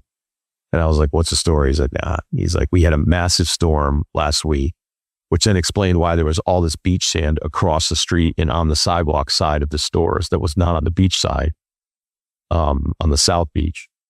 And I was like, oh shit, there's sand everywhere. He's like, yeah, we had this massive storm. And some other guy showed me pictures of the restaurant with all the windows blown out. And it actually makes sense because I was in my hotel room one night this week watching the local news, which I cannot understand. I don't know why I like doing that, but I guess I try to see if I can figure out what's happening. And they were showing this one part of the coast that was just destroyed by this storm that I guess they're like, there's not going to be any waves, man. This is a pretty nasty storm. So, I could have gone to see the fucking pyramids in Egypt. I could have, the Japanese trip, I just need 2 weeks to do it right. That's the only one. But this had me thinking, what the fuck are you doing? Why don't you just go on vacation? Didn't you want to do the coast of California? All these places that you've never checked out? Pack up some golf clubs and live-ed shorts and let it rip, man. Carmel, don't you want to see it? So yeah, I'm not gonna lie, I'm pretty bummed out. I'm not gonna be a miserable prick or anything. I'm not gonna be sad. I'm in fucking Portugal, but the car ride home, there was some thoughts. And maybe I'll keep all of those to myself. So I drove back, and shockingly, when the highway is closed from one town to the other, it's also closed the other way. So I had to back road that in a different way. Went through some river towns. I was going to look up the names. I just don't really fucking care. And then I went to go check out the monastery. That is the first, I believe, monastery that built in Portugal It's the whole guy with his mistress where in the monastery they face each other. So when they were resurrected, the first thing they would see in the morning was each other. Or when they were first resurrected, they would see each other. I don't know how the wife felt about it, but and I haven't seen any pictures of them. So I don't know. I don't know if sometimes you're like, sure, kind of go. The only thing, and it isn't bad, it just sounds stupid, but when I checked into the castle, I was like, oh shit, because I pulled into town late at night and I'm like, I wonder where the monastery is. And then when I plugged in the monastery to drive to it, I was like, oh, okay, so like there's a town. I'm like, I wonder what my hotel is and location is. So I went straight to the monastery and it was supposed to be open until 6. And of course it closed at fucking 5 today. I don't know, maybe President's Day, which would be incredibly respectful if that's why they did it. But there was a crowd of old people furious that it was closing. I wasn't going to be mad. I mean, like my day already sucks. So just because I can't walk into a monastery for 10 minutes and take a picture I'm never going to look at again, I'm going to be okay. You can't get me more bummed out than I am right now. So your office hours aren't up to date. I don't fucking care. But I was standing near the opening, did feel like a loser. Everybody yelling at each other. There was one woman who I thought was missing an eye. I was like, well, can't you just let her in? She's got one fucking eye, man. And then she had an eye because I didn't think, maybe she was like 5 to 6 are healing hours. And that's why she was like really upset. But she had an eye. She had both eyes. And then he kind of let every single person like look through the door at the inside of the monastery and then take the picture. And I was like, oh, that's pretty cool. Whatever. So from that point, this sounds ridiculous. I drove straight from Nazaré to go to the monastery. And then I plugged in the hotel and it was like, 5 minutes away with all these different turns. Then I pulled in, I parked. I checked out the town. The downtown of Alcobaça actually is really cool. And then I was scouting out like where I was going to go for dinner. And it's still like lingering carnival stuff. So I bought some water from a guy in drag. And I don't think it was like, an identity cry. I just think it was the carnival thing. So, it wasn't, but he really went for it. But that's Carnival. Yeah. I'm not judging anything. So to end the whole day today, I'm in the hotel room plugging in the monastery being like, okay, well, if I parked over here, but then I had to drive all the way around, like, I wonder how far away from the monastery I am. And if I should just order an Uber so I don't have to like park in town because there was like lingering carnival stuff and closed off streets. And I'm looking at the indicator on the map and I'm like, it's right next to you. Like your left wall is the monastery. I'm like, what the fuck? And it kicked in and I realized I'm like, oh, this castle that I'm staying in is actually connected to the monastery. So I'm the furthest suite and the closest to the monastery. So instead of going right in the parking lot, I just have to go to the side alley down to the left. And it was right around in town where I was walking. It was less than a half a mile. So I thought that was a pretty fitting way to complete today's, I don't really know what to say. Like I was looking up boats and stuff before. I was like, I wonder if I can pay one of those jet ski guys like $1,000 and just say, hey, if I die, I die. But can you like get me sort of close on the shoulders? Or can we ride up behind it? I didn't expect 86 feet from Stuttner. But, can you do something for me? I was asking a local guy who owned a like t-shirt shop and his English was perfect. So I was actually talking to him for a while and I was like, what's the deal with this place? Like, did you grow up like wanting to be a surfer? And he was like, I was kind of a nerd. And I was like, oh my God. It was kind of like, you may not have guessed it, but I was kind of a nerd growing up. And I was like, I would have guessed that, but I didn't say that. But he was great. He was super friendly. He's like, I just wanted to watch cartoons. He's like, I didn't really start going outside until recently. He's like, honestly, before Garrett McNamara, he's like, and that was in 2011 when he rode a 78-foot wave in Nazaré. He's like, no one really even gave a shit, man. He's like, this is all kind of new. And I was like, is that what's going on with the construction? He's like, yeah, the tourism here is like off the charts now. And even more so with the wave from 6 years ago. And there was still a decent amount of people walking around the whole day. And then I like looked at some pamphlet for like jet skis that would drag you out behind the jet ski into the waves. And I was looking at the participant photos and stuff. And I'm like, it looked like they were in a lake. Like they clearly don't just take out like, yeah. I mean, look, I'm basically saying I'm that guy, except I was going to bribe him more and sign any waiver possible. And then I still might have shit my wetsuit if it were big. And they're like, all right, you sure? And I might have said, you know what? Actually, at that point, wetsuit on, the whole thing. At that point, I can't say, hey, I'm not doing this. But I wanted to do something where I was a little afraid. I wanted to do something where I felt like I was doing something, testing myself. And all I can say now is that the only thing that was tested is my preparation, and I got an F. Par 5. I've been busy. So let's just get you caught up here with what the plan is and what I've been doing. So I left Albacasa, as you know, I think that's the last time I taped. And this carnival schedule, I can't quite figure out because there'll be like a road that's closed, but it's not busy. And so I don't know if these folks go super hard in some of these villages, like really, really late.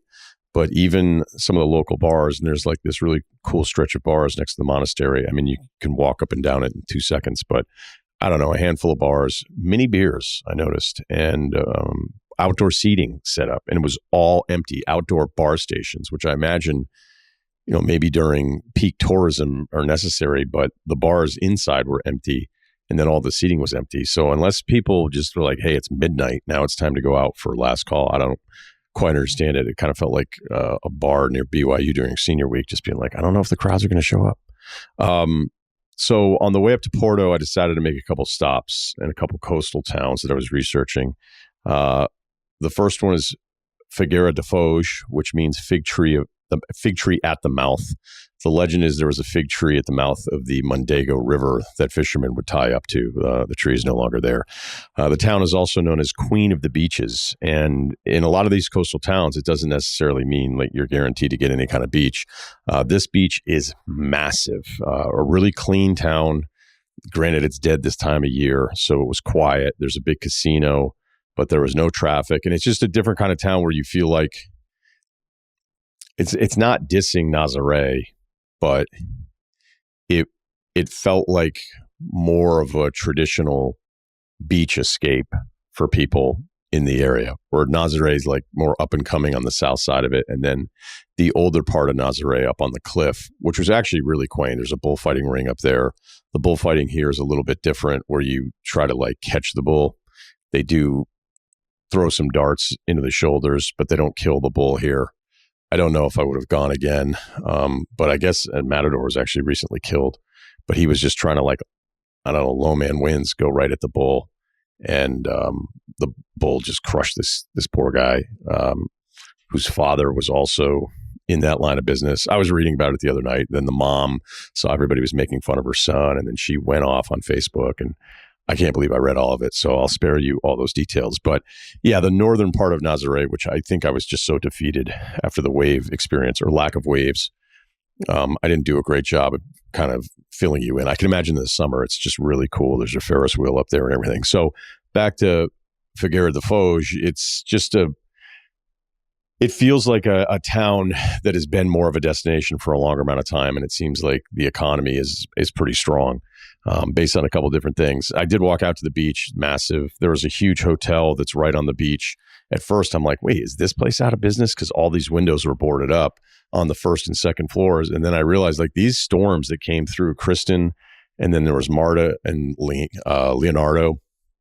I mean, people lost their lives. I drove past this area on the highway where it was like a gravel business. And granted, it's not fully enclosed, but there'd be those aluminum roofs, and the aluminum was like ripped to shreds, just like foil paper. So as I've talked to more and more people since I've been here and gone into these coastal towns and like having something to eat or whatever, I'm just kind of asking about it. They're like, yeah, it's been just, we got storm after storm, and this last one was really, really bad. So this hotel was fully operational and open, but it just had plywood over all of these blasted out windows because the hotel is just a massive glass wall of floors facing the beach. So there's also the Fort Santa Catarina, which dates back to either the 13 or 1400s. The idea was at this river, which is access to a major city inland about 30 minutes. And obviously its position on the coast from people coming down from the north. There was just a real sense that, hey, we've got to build some sort of fort to defend ourselves. The fort didn't work. The design, even when you walk by it, and granted, I mean, it's been a few hundred years, so I'm not going to sit here and be like, well, Jesus, that window doesn't make any sense. But apparently, if you read about it, the whole thing was kind of a fucking disaster. And when it finally was like fully operational, like immediately privateers came in and ransacked the place. And there's just different stories about how they were trying to get a budget together to make improvements. I think it was fairly improved around the early 1800s. Then Napoleon had troops take the whole thing over. And then a bunch of volunteers. I don't know how accurate any of this shit is, but it's like, 24 students. But it's like, I don't really know that 24 local students were like, all right, let's get these guys out of here. Unless it wasn't, defended properly, or it's just a pointless thing to defend. But considering England's desires at the time against Napoleon, whatever did or didn't happen in overthrowing Napoleon's troops, because it's pretty clear that did happen. I just don't know what the numbers would mean. They bounced them out of there, cleared the way for the English to land there and kind of set up a lot of their military bases. So yeah, I walked right past it and you're like, oh, there it is. It's not anything that you're like, oh my God, look at this thing. You can just tell that it's super, super old. And then it looks like they did some updated masonry of like 100 years ago that honestly looked kind of stupid on it. I don't really know what they were doing. But again, maybe I just don't understand the culture or the influence of design. The cool thing is that right next to it, and you can tell that this place has some money, is there's like a full and like high-end tennis club, paddle club, and then kind of like a cool miniature golf course. And actually some of the glass around the paddle courts was just destroyed in the storm. But in the middle of this tennis club was this restaurant that you could just tell. I'm like, all right, I think this restaurant's going to be awesome. And I didn't know how it works. Like there's some pretty fancy golf clubs throughout the country where, not here, but in America, you can just pull up to Riviera and be like, hey, I'm going to eat lunch here today. Although they might not even notice up there because there's like no one there. So I just walked into the tennis club and was like, can I eat? And they're like, yeah, no problem. They came out. This bread olive thing they do out here is the fucking best. Every single meal I've had, for the most part, I mean, it's not 100%, but it's pretty damn close. They just come out with these incredible olives. They're all green. I feel like your olive journey starts with the Kalamata olives, whatever that word was that I just said, Kalamata. And then, olives, the canned olive thing to me is disgusting. I always hated it. It would always be a bummer to me when somebody would order on pizza. But, look, people are different. These green olives now, these hard, dense, like green olives that are in olive oil and salted perfectly. And then they came out with these 3 different kinds of bread with this like specific butter, not that sheep's butter, that's this mixture of butter and cheese that has been brought out on the table quite a bit. Which is cool. I wouldn't want to eat a whole like pallet of the thing, but I've just noticed this about bread. Like whenever you try 3 different kinds of breads, nobody goes 3 for 3, right? There's always like one that you really wish there was more of. Maybe it's some sort of baguette. And then maybe there's kind of like this softer sourdough thing. Maybe there's like this really great wheat, but then there'll just be this, hey, yeah, this is also our grain sourced pumpernickel, with raisins in it. And you're just like, fuck, like, whatever, maybe one bite, experience something. Whatever this was, there was like a baguette. There was some other sort of white bread that was really, really soft. And then some sort of wheat that was incredible. I think I did eat close to the whole basket. Little steak tartare. If I were in the tartare business, my number one thing would be all of our tartare has to be sold at an extremely cold temperature. This was a little on the warmer side, which makes it kind of a different experience when you're eating it. But, again, if I were in the tartare business, I imagine if it were successful, people would understand that. And then I did some sort of vegetable fish dumpling, which I went for because I saw somebody else have it. And I was like, you know what? That's awesome. And it was terrific. Didn't taste fishy at all. The waitresses were awesome. Look, I don't know. I mean, maybe it sounds a little creepy, but there was this really cute thing that one would do as she was trying to talk to me, that every time she couldn't figure out the word was for English, she would like draw on the table. And somehow, like with the moisture in the air, you could figure out like, oh, that's a roux, or this is this, whatever. I'm not being weird about it. But when you tip 10 euros. They treat you like a fucking rock star because they can't believe, like, why are you just giving us extra money for free? Because nobody tips here. Yeah, and a lot of people are asking me about. Half my buddies are like, "How hot are the girls?" We'll do a full recap of that because I do think guys listen to that kind of stuff. So hopefully no one is offended. All right. So Figueira da Foz, 60,000 people. As I was sitting there at lunch going, maybe I don't have to rush to Porto right away because it is a major city and I don't want to spend a ton of time in the cities. I found another place named Aveiro, which is known as the Venice of Portugal because of its canals. So you get off the highway, roll in past the salt marshes where there's all these different areas producing salt. There's no real beach here. You would have to go outside of town. But as you pull in, and I picked this hotel, which I'll get to here in a second, I can't really come up with a better word than cute. It is the cutest little town. You could do it at night. You could probably even do it in an afternoon if you were out here exploring. But it is so incredibly cute along the canals and the boats and the tourists getting in the boats and heading inland and then out to the very edge. Another very industrial kind of history as far as the port and the access, which is, look, most of these towns that have been here for centuries, they exist simply because there was a place to be able to dock your boat that was safer than the other places that have very little infrastructure because it just didn't really make any sense. And so as you're pulling into Figueira da Foz, there's a whole nother south side of this massive inlet that I think it's San Pedro. There's this huge, like, modern bridge. I mean, it's a massive bridge that you would see in an American city. And you're like, oh, damn. So this place, even though it's larger than Figueira da Foz, I would say that the infrastructure part of it was smaller, at least where I walked around. And like a lot of these towns, the old part of the town is usually entirely separate than the new part of the town. The old part of the town is just all these cool shops and restaurants. It's all along this other section of the canal. And I would even like give them credit for this too, like shops that you go, I could go in here and dick around for like 15 minutes as opposed to some of the other stretches you'll hit in a larger city where you're like, do I really need to buy a shitty suitcase and a Ronaldo jersey here? Like, probably not. So stuff that had a little bit more character, a little bit more charm to it. The hotel thing, everything is really cheap, other than my disastrous castle stay, which, by the way, if they're a place that we're going to be haunted. So on my last night in Albacasa in the hotel / prison / monastery, I don't know where I'm at with ghosts. I'm not going to be like completely dismissive. There's probably something going on, which is kind of the same way I feel about aliens. But the ghost shows need to be better. The ghost shows need to prove more. You can't just invent some fucking radio thing that has static and the lights are off and you walk into a closet of an asylum and you're like, oh man, we're getting all sorts of activity. You got to be more convincing for me to buy in. However, in the middle of the night, there's the door to the suite, the door from the suite into a bathroom, into the door, into the major bedroom, and then a fourth door into the next bathroom. And again, the thing was fucking massive and totally stupid how much money I spent on it. But in the middle of the night, the door that was closed just opened. And you know what? Air ducts, venting, who knows, right? I mean, I don't know what the specs are here in Portugal, but I can't imagine the building inspectors are worried about the thresholds, maybe the way they are back in the States. And so I was like, all right, that's a little weird. Going to go back to bed. And then a few minutes later, phone that was on the nightstand just magically falls off the nightstand onto the ground.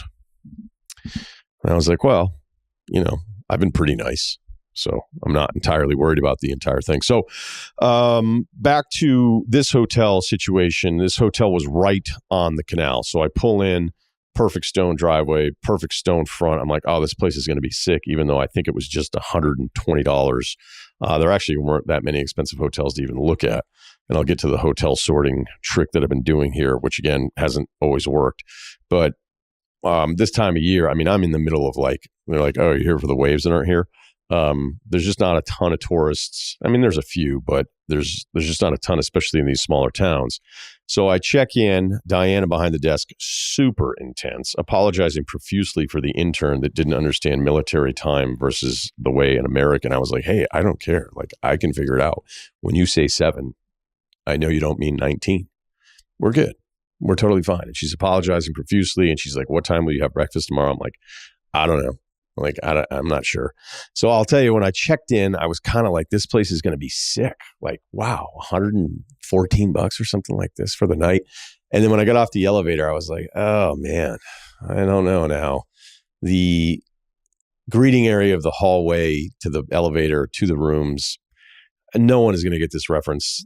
I just think of like the Windjammer in Vermont, this restaurant where, and I always think of restaurants like this because we used to always take my grandmother out. She was in a wheelchair and we'd pick her over to the nursing home. It was like a once a week thing that we always had to do. Something I certainly appreciate that my father made us do more now, because obviously I hated it as a kid. But, you know, whatever restaurant she wanted to go to within reason, because we didn't have a lot of money, would be the restaurant that we would go to in this area of Connecticut called Glastonbury. And it was like all these different, it was like a cycle of the same 5 different restaurants. And this hotel reminded me of like the same design. Once I got towards the rooms, I'm like, it's not nice, but it's not bad, but it's so old. And then when I got to the room, it reeked of the dispensable soap.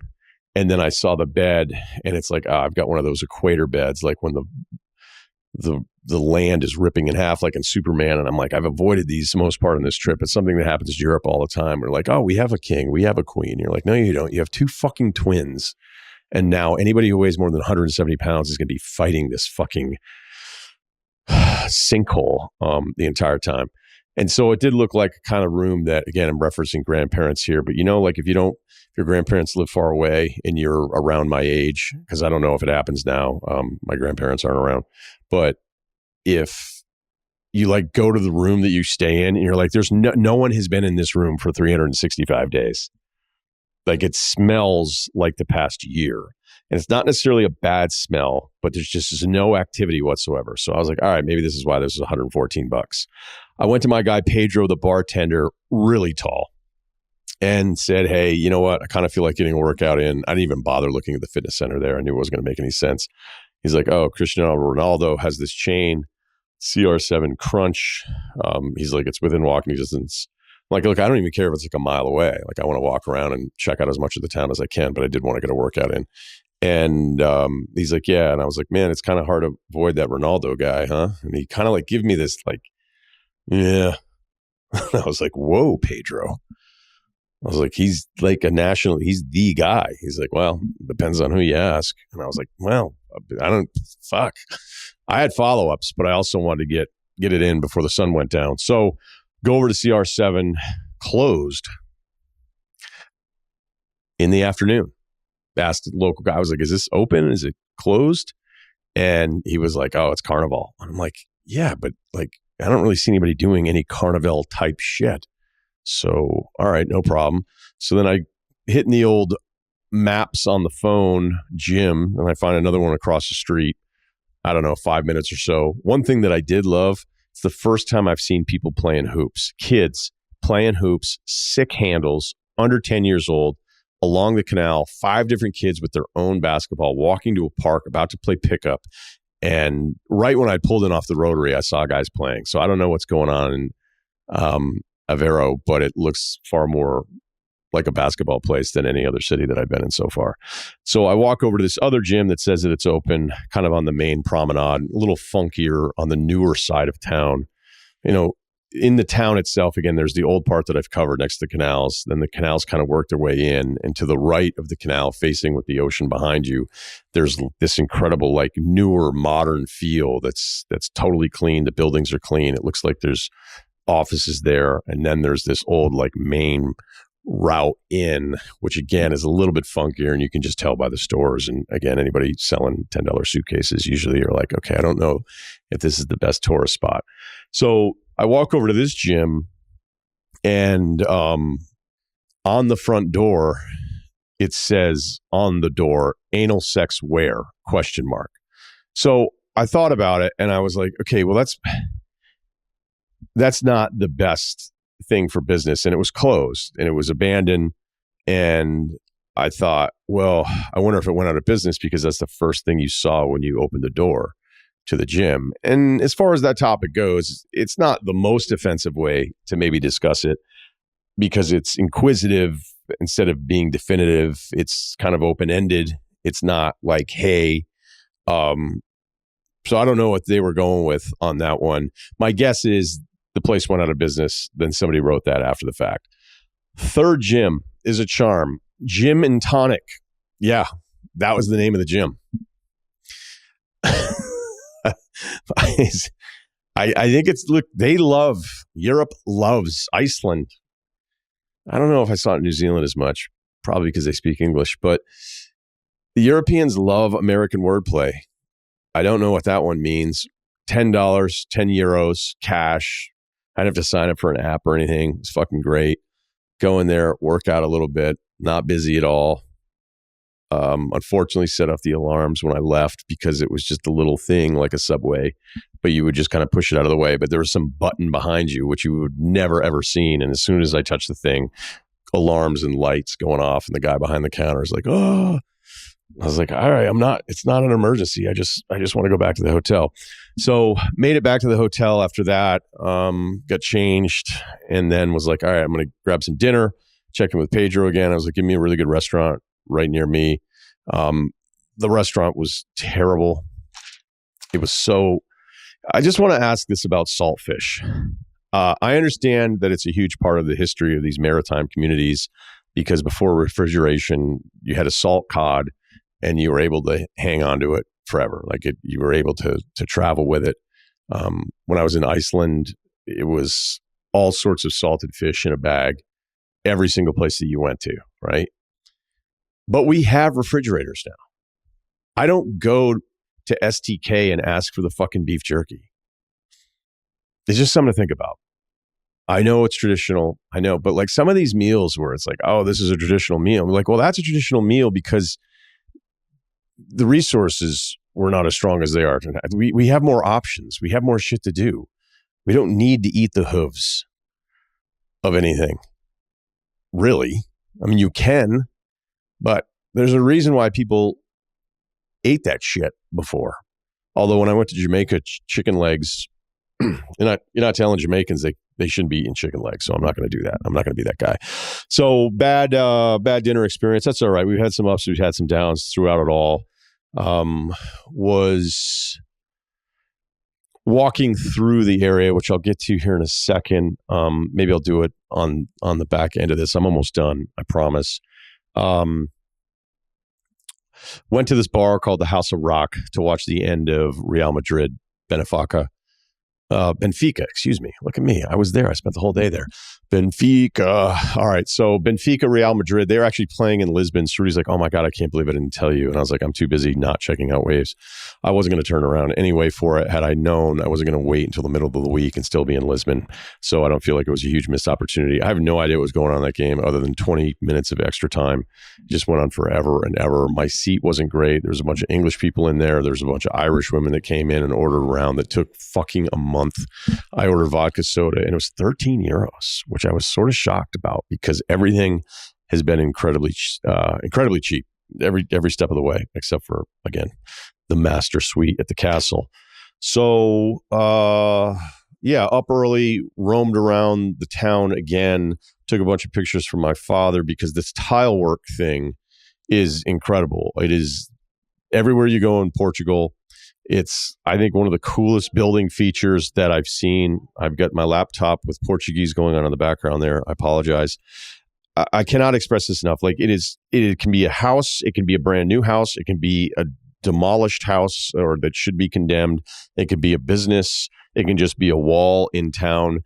The pride that the Portuguese take in this tile work where it is everywhere. And generally it's blue, but it'll be purple, it'll be green, it'll be yellow, there'll be some sort of deep red. All I can tell you guys, if you're in the backsplash business and you want to impress your girlfriend or your wife, or if you're in interior design, look at some of these patterns.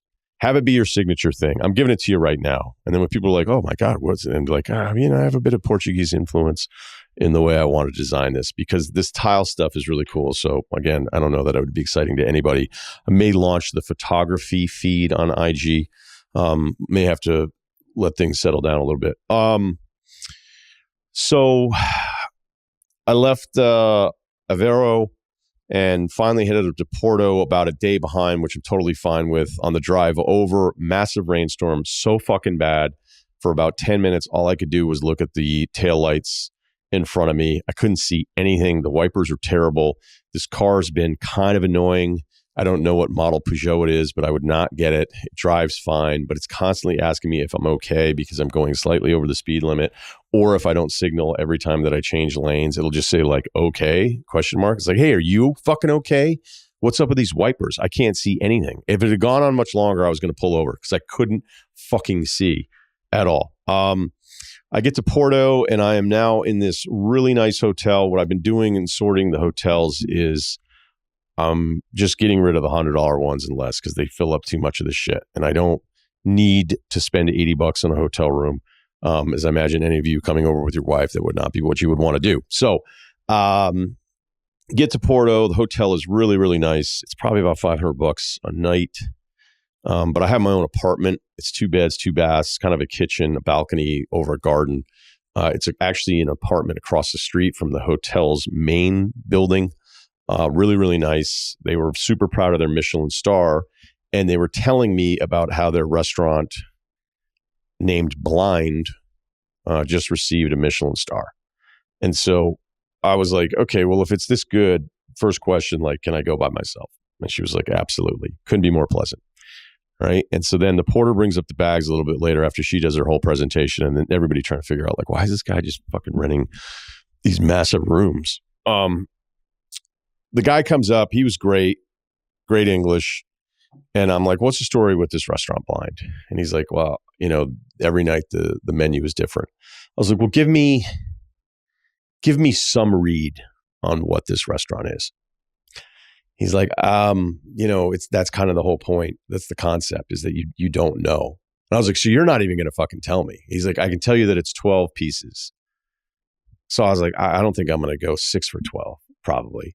He's like, and to also tell you, the only thing I can tell you is that one of the items towards the end, when it comes out, they blindfold you. And I almost, for the story and for the pod, want to go by myself. I mean, just, can you imagine what an asshole I would look like blindfolded at a table at a Michelin star restaurant by myself? And then, of course, they bring out like bird guts. And I'm like, I'm thinking about Tom and Greg in that Succession scene where they're eating this bird they're not even supposed to eat, deep fried, whole beak, bones, the whole thing, just to prove some fucking point. And that they put the napkin over their head to eat it to hide the shame, but they at least get to look at it. I just don't know that I want to do that, even if it would be an incredible story to be like, yeah, I went to a Michelin star restaurant in Porto, Portugal, and I was blindfolded by myself. Like, there's not even anybody, obviously, the people doing it. So I don't know if I'm going to do that. To finish up here, God, these have been longer. I made it over to this restaurant.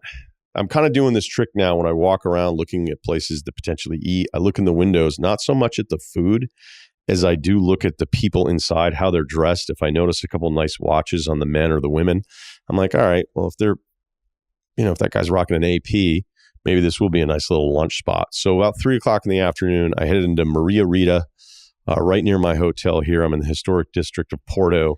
I walk in, my guy Carlos is like, look, and I'm like, here we go. Now they're going to be a hard time because I'm by myself, even though the place is empty because I'm here during a downtime.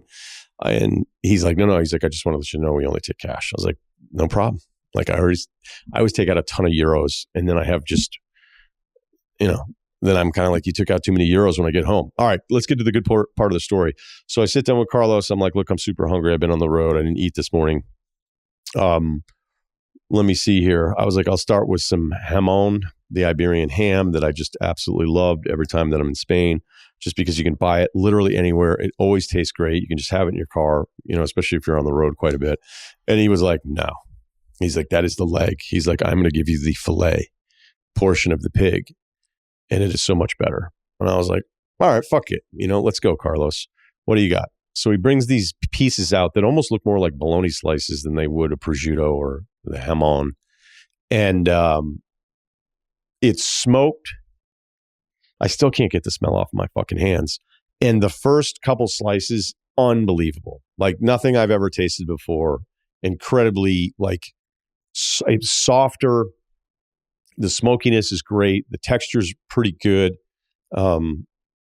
it's not the prosciutto, but then there's also some of these cured meats that are just fucking gross to bite into. And this was not the case at all. I was like, look, if it's really, really fatty, I'm just not going to like it. He's like, no, trust me. This is the filet. So I get what I thought would be the pork version or the pork portion part of the late lunch, early dinner out of the way. And I was like, I think I'm going to get the steak. And he's like, no. He's like, you're not going to get the steak. I'm like, hey, Carlos, who's in charge here? He's like, you're going to get the pork shoulder. He's like, it's marinated for days, red wine, a little bit of spice, little olive oil. I mean, a little bit of olive oil. Like, who are you fucking kidding? This whole continent's dousing shit in olive oil. But that's all right. I love olive oil. So I was like, all right, when in Rome, let's do it. And he's like, it comes with chips and a salad. And I was like, yeah, all right, no problem. And then he goes, if I could further, whatever he said to me, he's like, we have a specialty for today, a very traditional meal. He's like, you can look it up if you don't want to eat it. And I was like, well, no, like, what is it? And he's like, it's pig, but it's fried with flour and spices and olive oil.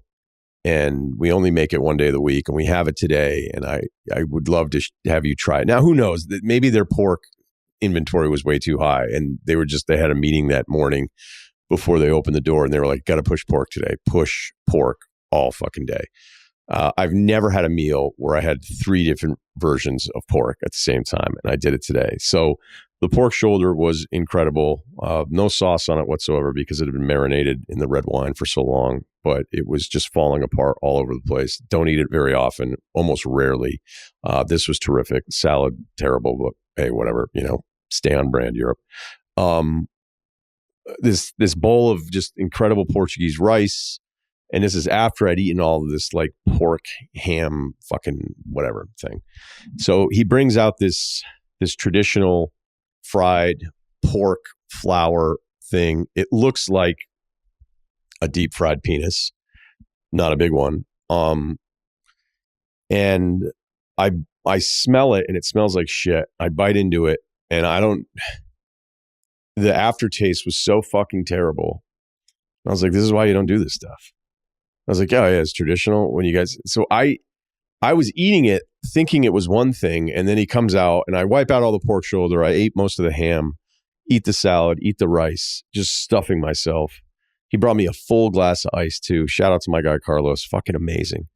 And he was like, did you not like the pork intestine? I was like, I like it even less now. I was like, that's intestine? He's like, yeah. Because the thing is, when I bit into it, it fucking like snapped.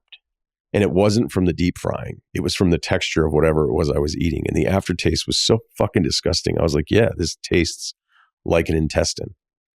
And I think he thought that was a compliment because then he smiled and gave me a hearty thumbs up. But Carlos is the man. And the whole meal was €21. I left him a 10. They'll be talking about me for years. Part 6. Okay, we got a lot to get to here today. Woke up. Best night of sleep I've had. The room is great. It's nice to finally get a great night of sleep. The room is great. The hotel's awesome. The bed is awesome. I was waking up, stretching out, legs under the covers. And then I was kind of thinking about like that moment, there's a little sunlight coming in.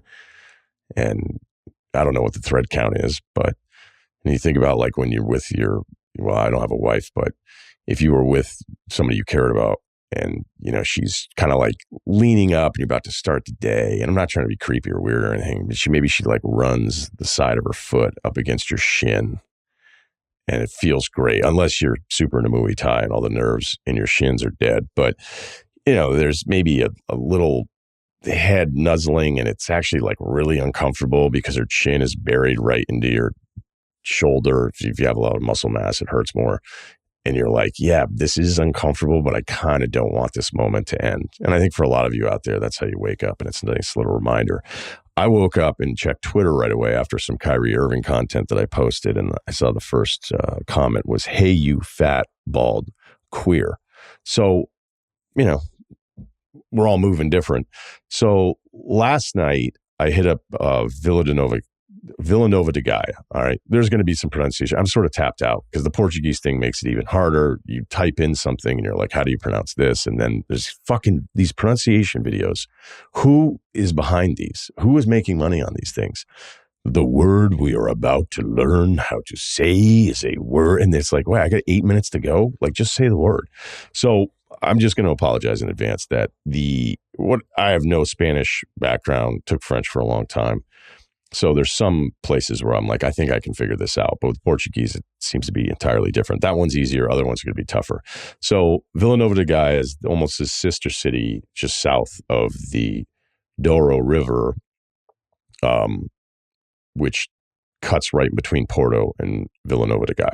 And Vila Nova de Gaia is actually more populated. I think it's north of 300,000 people. So it's this whole other city. And Porto, I think, is like 280,000. So there's this bridge, and it was one of the first things the guy had said. He's like, if you're going to see anything, you have to check out this bridge and maybe check out a sunset, and you can walk over to that other city. And again, it's all super easy to walk to. It was only a few minutes from the hotel. And walking across this bridge was phenomenal, and seeing the sunset, an unbelievable experience last night. So a little on this part of this area, the Porto wine thing, only wine produced in the Douro Valley region can be considered port wine. Basically, it's like, I think it's less grapes, and then you add another distilled grape thing. You can add brandy to it, so it stops fermentation, so it doesn't become full-on wine. It's a lot stronger. It's like 19 to 22% alcohol, as opposed to wine is like 12 to 15%. So people love it. There's these cellars over there. You can go on these tours, these Porto tasting tours, just like any winery that you would go to. I didn't really have any interest in doing any of that because I just think it'd be sort of weird. I don't know. And I'm not like a huge, even though we have a wine line coming out, I'm not like that into it that I wanted to do that. So I headed up to some overlook restaurant and had a white wine, and I probably should have had Porto, but whatever. I think you guys know my deal at this point. The history behind Porto becoming this big of a product is that if you pick like England and France at war, pick one. But in this one in particular, late 1600s, there's no wine because, again, they're at war with France, the best winemakers in the world. And English merchants are like, we need to figure out some booze. And they're like, hey, we got good relationships with the Portuguese, so why don't we head down there and get some ships? So they get on the ships, they check it out. People of Portugal are like, hey, we've got this wine at Porto. They probably just pulled right into this river. And when you look at the topography of this whole setup, like, it's just always, again, we're all explorers. But thank God there's no NFL back then, because I've said for like 20 years, the NFL is clearly going to just try to have like a game on every single night and not care. And I guess, look, if you're trying to expand your business, go ahead. I'm not going to do an NFL rant right now. But the whole point is, like, if there were NFL games or the tournament or something, like, I don't even know how much land would continue to be undiscovered. But luckily there wasn't back then. So guys were like, let's get in a boat and try to find some more booze. They found Porto and they were in. We'll do a full order. The Dom Luis Bridge, which was built in 1881, it's a pedestrian and metro bridge. So there is a train. There's two trains, different tracks, obviously in and out, that are going on behind you. You kind of think somebody's going to get hit by a train every 5 minutes because it's such a tourist attraction, but warranted. It's so beautiful up there, but there's a million people, and you got to the train, makes a noise if it's going to hit somebody and to be like, get out of the way. But there's just a lot of activity up there. And then on the Porto side of the river, it's called Ribeira Square. There's just bars, music, restaurants, the whole thing. But again, like I said, the bridge is packed, but don't let that one deter you don't like walk towards it and be like, oh my God, there's a million people there for a good reason because it's that sick. So the plan today is a quick workout and then just museum-y. Different gym. This one was in a mall, same brand of gym, but I just decided to go to like a different one. The shorts thing is just freaking people out left and right. I maybe just have to remember to pack some joggers or a couple more pairs of pants or something that I can work out in. Not like I cared a ton, but there were some high school kids laughing at me, but I was kind of laughing at them because I'm like, it looks like you guys should be in school. And they were smoking cigarettes and eating fast food. I was like, maybe one day they'll figure it out, but I'm going to go do some work, do some shoulders. So nothing to recap with the gym. Did decide to get a little post-gym snack though. Went to this little cafe, got an OJ, some bananas, croissant simple. And then this waffle thing where they were like sugar syrup. And I'm like, you know what? Just leave it plain. They thought I was a fucking alien. And it was so bad that I probably should have, I just didn't want sugar and syrup all over the thing. But now I kind of understand where they were like, this ass. Do you remember that asshole from 2 years ago that came in here and ate this thing? Little note worth mentioning. But as I was leaving underdressed, it's the first time I'd seen anybody else also underdressed, a woman, yoga pants, sports bra, post-workout, a little sweaty, but, ships in the night. I was leaving and she was sitting down, ready to get the order. And, it does cross your mind. You're like, can I interest you in 205 reps overhead or some landscapes? Because I'm about to check out this museum. But I didn't do that. So I headed over to this Museum National, which is the Soares de Roche, like I said, I've sort of given up. It's in a palace in town. I think there's some other more established spots to check out, but I felt like the real ones would appreciate this one. So heading in, wanted to get right to the Domingos Sequeira works. He was born in 1768 in Lisbon. He died in Rome in 1837. He has a pretty interesting story. He has this 4-part series that is incredible. I think the most popular one is the Adoration of the Magi, which is essentially the 3 wise men showing up to the birth of Christ. And the way he has all of these different characters, they're either like illuminated based on their importance or the focus that he's trying to bring you to the certain parts of the story that he's trying to tell in these paintings. It's like another fucking level, man. I mean, and granted, anytime you're going to these museums, there just, again, wasn't a ton to talk about. So religion is a huge part of it, unless they just went straight landscapes or portraits. But anytime you're using these like multiple character paintings to depict these moments in history, and so much of it, almost all of it is somewhat influenced by religion. I was more of a fan of the Descent from the Cross. It's way more depressing, obviously, as opposed to the Birth of Christ, but there's just something about it, the way he uses light to really, it's like a much darker painting, but he uses light in a really specific way to highlight like the people that you're supposed to be paying attention to, kind of this idea of like the hope in one and the sorrow of the other. I'm not going to pretend that I really know what's going on or that I know what I'm talking about, but I looked it up. I liked it. I enjoyed it. And I'm sharing it with you. So his family, on tough times after his death, sold his paintings. And there's also in the museum the hand sketchings of these works. So he just outlined it all with sketches and then did the actual paintings. And the sketches themselves are on display and they're insane. But all of this stuff had been sold, and there was a public campaign really not that long ago to raise money and to get them back into Portugal, and the public raised over $600,000. Now, there is some controversy with Sequeira where he, during French occupation that started in 1807 of Portugal, and this is also connecting to like when the Portugals, I would say the royalty of Portugal, Portuguese royalty, whatever you want to use, fled to Brazil. French officers kind of take over, right? But there was this one French officer, the Count of Forbin, who was also a painter and was like, I paint too. And they're like, dude, Sequeira, this guy's the fucking man. So they gave him a protective order and then commissioned him to do paintings for the French during essentially their occupation. And there's this one painting called, Protecting the City of Lisbon, which is essentially, I think, Forbin, a French soldier, who's guiding this young woman.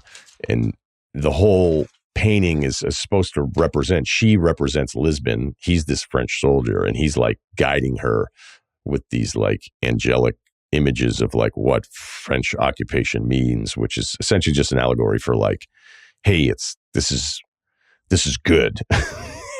It was not well received by the people of Portugal. So like, what the fuck is this guy doing? Like, he's our guy and he's painting these like propaganda paintings for French soldiers because they have common interests. So he was jailed. He did work with other people. Like he rehabbed his image a bit, but he also was exiled later on, but that didn't really have anything to do with this. But it is fair to say that his later work and his standing in history has rehabilitated his legacy. So you can imagine at the time that probably wasn't going to go over well, but I feel like it's more of a footnote for him because of how admired and revered he was, and ended up Paris, Italy. Another guy, Enrique Pousseau, which I'm not sure about that, 1859, 1884. He died at 25 of tuberculosis. He moved to Italy. He was in Paris. Then they said you should move to a warmer climate. So he moved to kind of like mid-Italy. He died from this illness, but he did spend some time out in Capri Island guy. So I can respect the hell out of that. And it's kind of interesting, like these different portraits that he would do of different faces of women. And it was usually like younger women or younger men. Well, I should say boys even. This face, it's almost similar, even though it's like different characters that he's painting. There's a lot of similarities like in the face that is almost like a go-to. There's one painting called Awaiting Success, which when you see it, you'll go, okay, there's something going on here. So basically it's this described as a young mischievous boy who is posing for his portrait, but instead of just the portrait, it's during a moment when he's taking a break, and then he reveals that while he was having his portrait done, the boy in the painting was actually doing a sketch of the artist that's doing the portrait, right? I mean, it's like Kid A type shit, where other bands, when Kid A came out, they were like, what's the fucking point of even having a band? I imagine other painters, when they saw this stuff, they were like, okay, so, the rest of us are over here painting trees and a bridge and maybe doing a portrait of some old lady. And this guy's doing like, he's breaking down the wall of like, hey, I'm going to do a portrait, but there's also going to be like something happening in it. And then the sketch is like a boy's sketch of the artist. So it's not as good on purpose. So yeah, again, I can just imagine they're like, so he did it again. I'm a paintings over sculptures guy. I've noticed like there's a lot of sculptures in here, and sure, like you appreciate it, but I kind of power through those a lot quicker than the paintings. There's also some gold from 900 BC, which I think should just be a bigger deal in general, but I don't know what to do. Like I was thinking about it as I was looking, I was like, wait, how old is this? Like that's just behind the glass. And I was in this like weird section of the museum that was kind of closed off, and there was no one else in there. So of course, once I went in there, the guard just came over and watched me the entire time. Maybe it's the shorts, but I don't really blame him, because I would think like, shouldn't something this old be a bigger deal? And then you kind of think like, what am I supposed to do? Like, no, stare with more intensity, be moved right now. So, look, I checked it out. Hey, super old gold. Moving on. Walking over to the next museum, I did notice that it just feels like in Porto there's more people than Lisbon. I don't know if that's even true, because from a population standpoint, I don't think it is, but I think there's maybe just more businesses and day-to-day, like just the business district or where I was walking. Not to say it feels like San Francisco because of the hills, but like there's just different cities where there feels like there's much more activity going on in Porto during the day. And who knows, it could just be that I was in Lisbon on these days as opposed to the days that I'm in Porto. So just something that stood out. But we headed over to Casa de Infante, which is House of the Prince. We're back in the Ribeira district. This is the birthplace of our guy, Henry the Navigator, who was born in 1394. It's not 100% confirmed that he was born here, but if you're naming the place after him, probably some pretty good clues. The museum, I was way too fired up about this one because it's right back on the river. Henry the Navigator, customs house, that kind of stuff. The museum's fine. It's not great. It was built in 1325. Originally, it was these two towers. It was this customs house. It was also a mint. Also learning about coinage. The reason we have edges on coins, I thought it was because of vending machines and blind people, but people used to shave off the edges of flat coins before we had edges on them. So they would just shave just little pieces of the metal, and they would keep doing it over and over again. And then eventually you'd melt that down, and then you would have a coin if you just kept shaving off of it. So a little history for you there. The house itself has been rebuilt, destroyed, rebuilt. And it was, I guess, revitalized in the 1990s.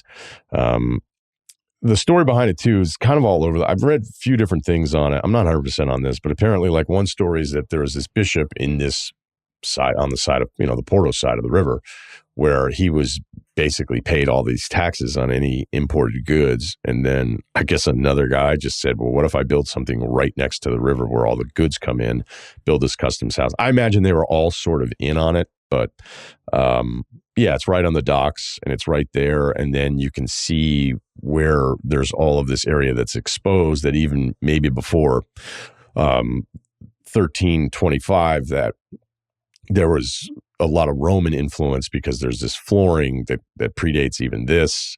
And so it may have just been this place that was constantly like housing wealthy, important people. And that's why Henry the Navigator would have been born there at the time. The museum itself, there's some really interesting stuff on the colonization of Brazil, which mirrors a lot of what our history here is in the United States, the motivations, the execution behind the whole thing. Back to the Henry the Navigator part of it, though, heads down to Morocco. Reading about that invasion is pretty fascinating because it sounds like they just got off some boats and they were like, hey, like, we're here. And then they would like plunder. It was like 20 guys. I just feel like some of the stuff that's recorded in history, like, why is that getting a Wikipedia entry when it was like 20 dudes? But whatever, this stuff held up. Just not a ton of stuff happening to distract you from it. He also, Henry the Navigator, developed a much lighter boat because a lot of these cargo ships they were trying to sail around all the time were so dependent on wind. And he developed a much smaller, lighter boat that wasn't as dependent on wind, that could sail into the wind. And he's also credited with perfecting the turn of the sea, which is heading more towards heading out. Let's say you're heading west with easterly winds towards the equator, and then when you're coming back to Europe, using those westerly winds in the mid-Atlantic to come back. So turn of the sea it's not like attributed to him as if he yelled it one day, but he is credited with perfecting it with all of his exploration and all the stuff that he was doing back then. So back on the Ribeira, we get some music, people having wine, families, kids running, photos, just kind of a fun little area. Beatles songs, it's always the Beatles wherever you go. I imagine in 200 years, there's going to be a guy with a guitar out there with probably, I don't know, it'll be Instagram then, but you understand what I'm saying. You know, hey, take a QR code of this and leave me $5 if you want or something like that. But it's always Beatles songs. So I did go back up to the Dom Luis Bridge, took some photos for the sunset. There was a bit of a gondola mistake. I wouldn't call it a gondola, but it's essentially a gondola where the walk up the stairs and all these different ways that you can go from the river section right up back into the main part of Porto. Like it's an incline. All right. So not a huge deal. You know, we're still doing legs over here, but I was like, well, whatever, just for the sake of it. Like if it's going to take 2 minutes as opposed to 20 minutes, I'll just jump on this thing. And I was like, wow, I guess there's no line for this. I'm like, look at these people in Porto. How fucking fit and motivator to these people. And so I walked through the glass doors and then I walked onto the gondola and then a person came out in a suit and like a hat, not like a gun or anything, but they were like, essentially, what the fuck are you doing? There's a whole office behind us where there's like 30 people waiting and buying tickets. And I was like, oh, I guess I'll walk. So I walked kind of as a punishment. So back to the hotel, and I'm convinced, or I just been determined to go out one night for the sake of the pod. So I looked up some places and I found this stretch of bars. It was basically, you know, like, okay, there's this one, it kind of reminds me of like the Alley in Boston. Or who knows, I may have gone to the place. It's like, you're still going into the Alley, dude? What's wrong with you? I may have gone to the equivalent of that in Porto. And the difference is, well, I don't know. I mean, I don't know what the Alley's doing in the middle of the week, but it's dead. Absolutely dead. Like no one. Places that are, well, the first place I went to that I researched was closed. The next place that I went to, not because I had researched, a bar named Born to Be Wild, but I'm like, you know, maybe there's some Skinnerd or something. Walked in, looked around, U-turn. I mean, there's nothing. There's no one in any of these places. And I was like, what is going on? Because there's a million people walking around during the day, but nothing going on at night. As I made my way down this sort of alley of bars and nightclubs, did get offered Coke again, which, you know, still got it. So that felt good. And then looked up a different spot, a jazz bar, and ordered an Uber. Uber driver, a little bit younger than me, perfect English, asked me what I did, told him I worked in sports. And then we started talking about EA Sports. And he said, Pavel Bure. And I was like, yeah, he's fucking unbelievable. Are you kidding me? I was like, so wait, you were playing 94? He's like, yeah, we played 94 in like the early 2000s. because it was the only video game we had. He's like, I love Follow Me, right? And I was like, dude, I don't blame you. I'm like, that line was just filthy back in the day. I did like McGillney a lot, though, too. So I went to this jazz club. I did tell him about being offered coke. He was really upset about it. He was like, you're a tourist. You come here from America, and that's going to be an experience you're going to have with you forever. I'm like, well, I'll probably do some other stuff, too. So, don't worry about it. I saw handball this week, so don't get too down on yourself. I didn't see any waves, but I saw handball. So I made it over to this jazz club that I researched on my phone, and then I walked in after I got dropped off, and the lady was like, you don't have tickets? And I was like, no.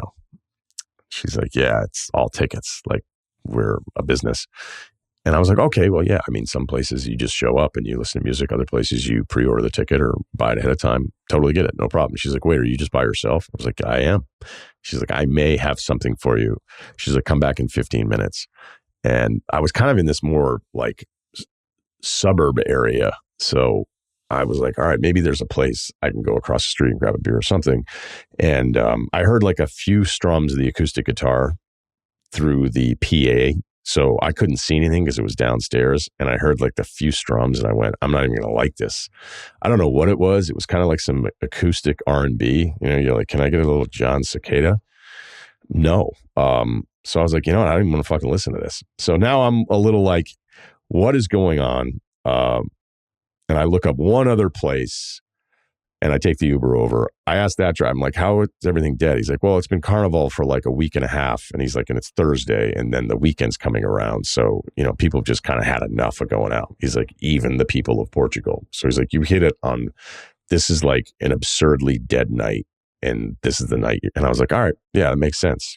Like, I don't know how many people go out New Year's Day night. So I don't know how to pronounce this at all, but there's this chapel in Porto, this old chapel that's converted to a wine bar. And it's called Capella Incomum. I don't know. You're going to look that one up. Incomum. It was unbelievable. It's one of the coolest places I've ever been to. Sit down. She asked me, she's super into it. You know how those wine people are. And there's like little food and stuff. And then there's like a shop on the other side. But they take you like inside of this old chapel and you sit down. And then there's maybe like 8 tables and table to myself. And I said, hey, I like Sauv. And she's like, I got you. I don't know what it was. It was white wine. It was terrific. And it was one of those experiences where it's like, this is why you lift all those weights. This is why you put the time in, you read the books, you book the flight, these little moments, places like this. So one glass of that and now back at the hotel.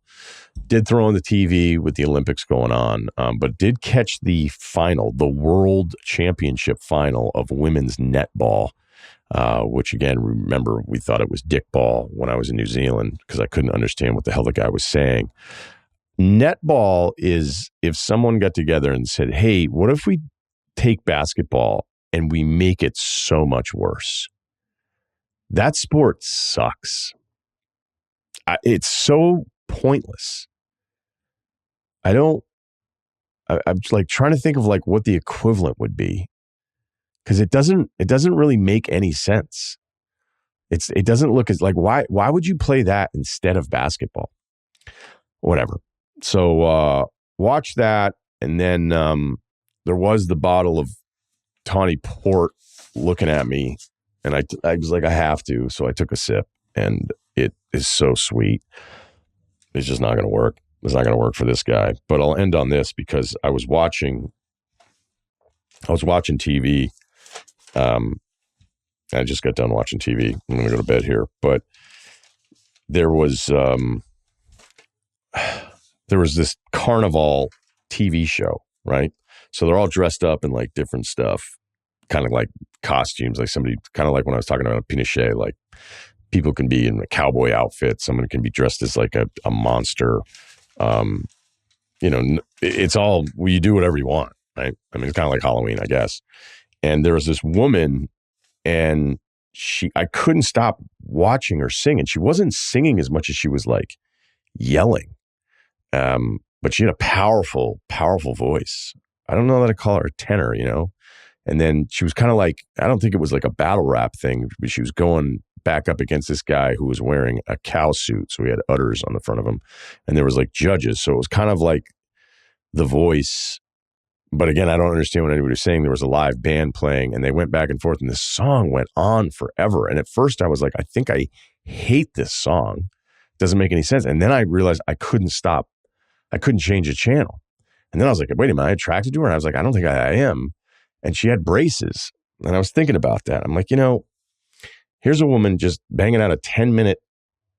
I imagine this song is, I don't even know what the song is, but, and she's got braces. And I thought, you know what, you meet a girl with braces though, you're meeting somebody who's prioritizing self-improvement. So it's something to think about.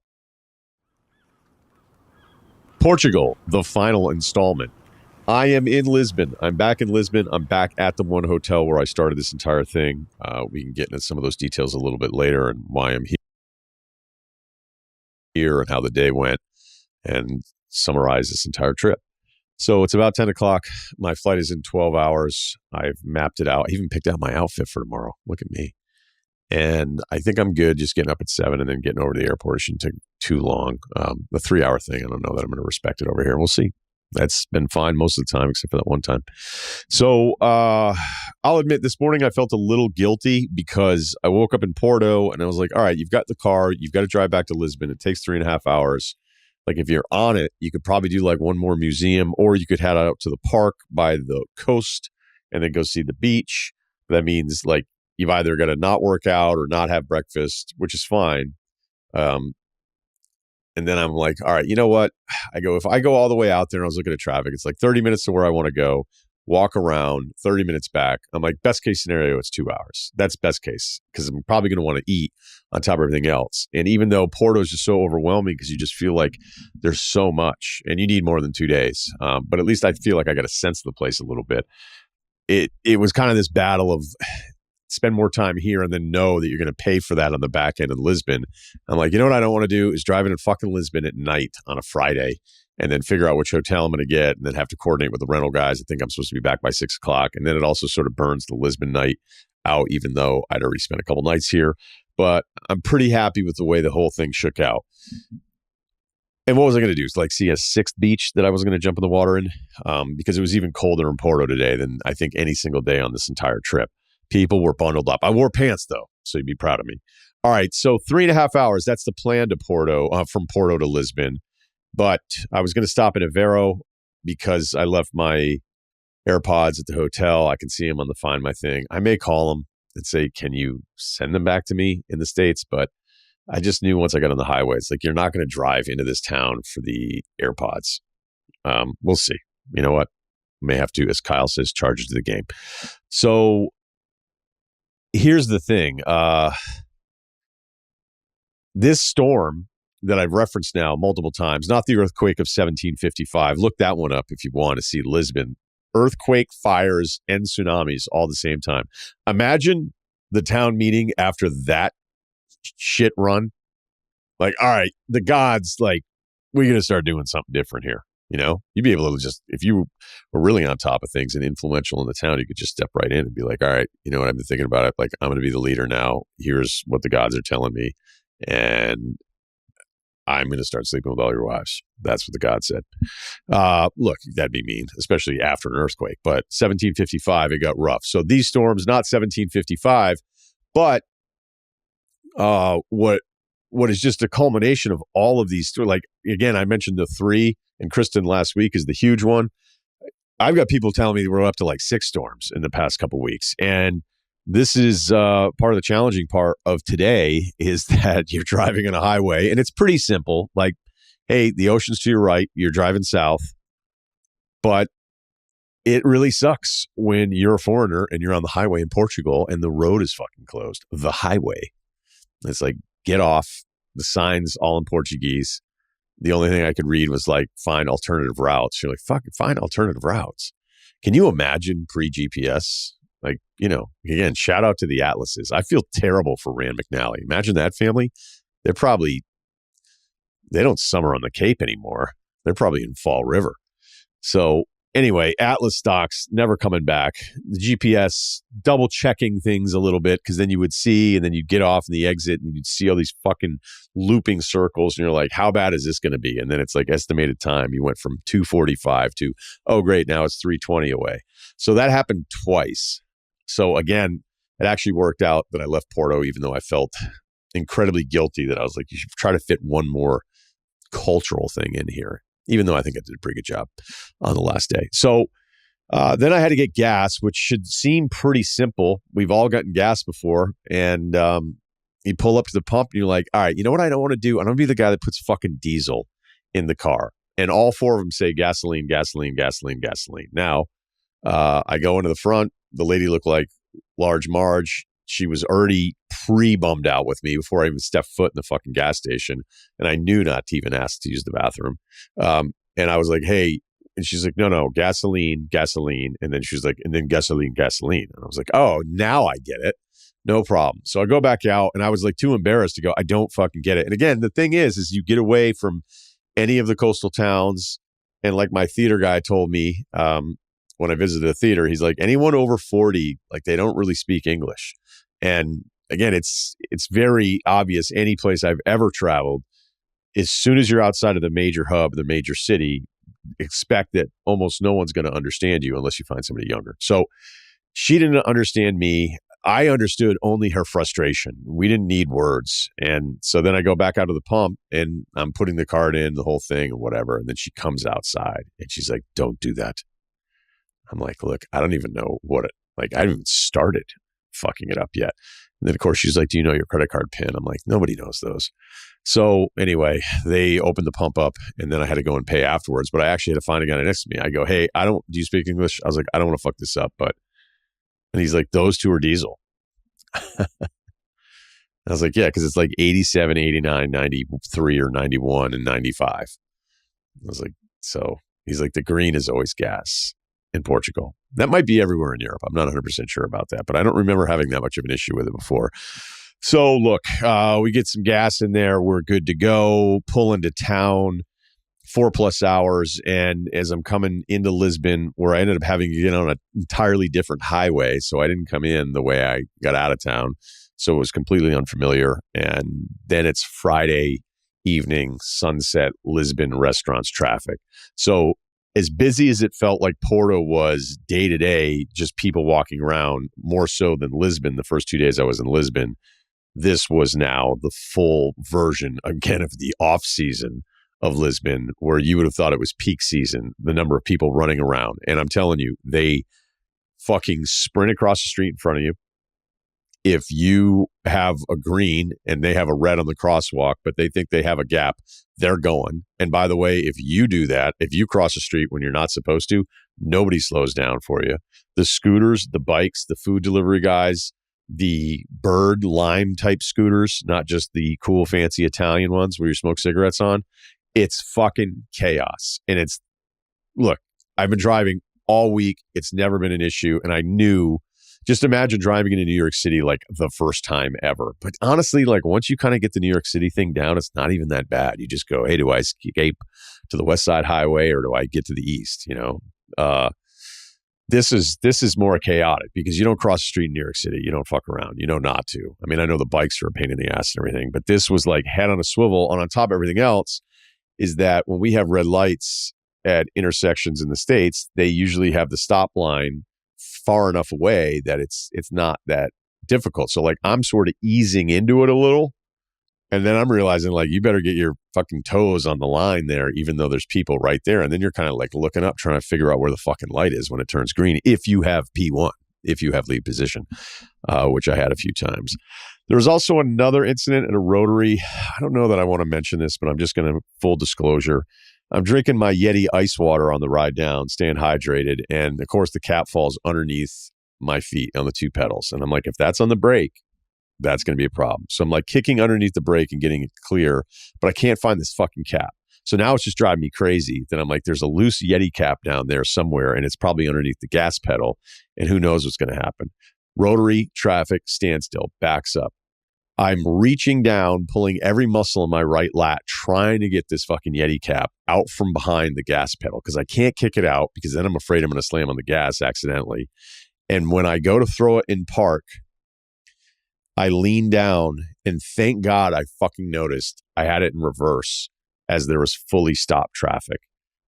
And there was enough room between me and the guy behind me. He didn't honk.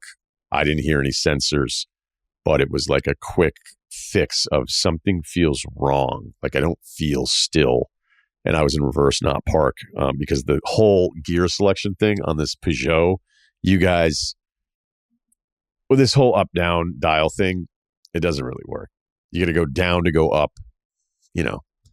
All right. So that was because I was so close to Lisbon, and I'm like, imagine if you do this. So it actually did not deter me at all from a little bit later on. I'm right next to the hotel. It's like 4 minutes on the GPS. I know exactly turns. I know these roads now. I'm like, all right, this is good. And then when you're in these promenades with all of these people in this public area, I'm just like, fuck, if you end up like on this side. So I ended up on the wrong side, but luckily had a stoplight.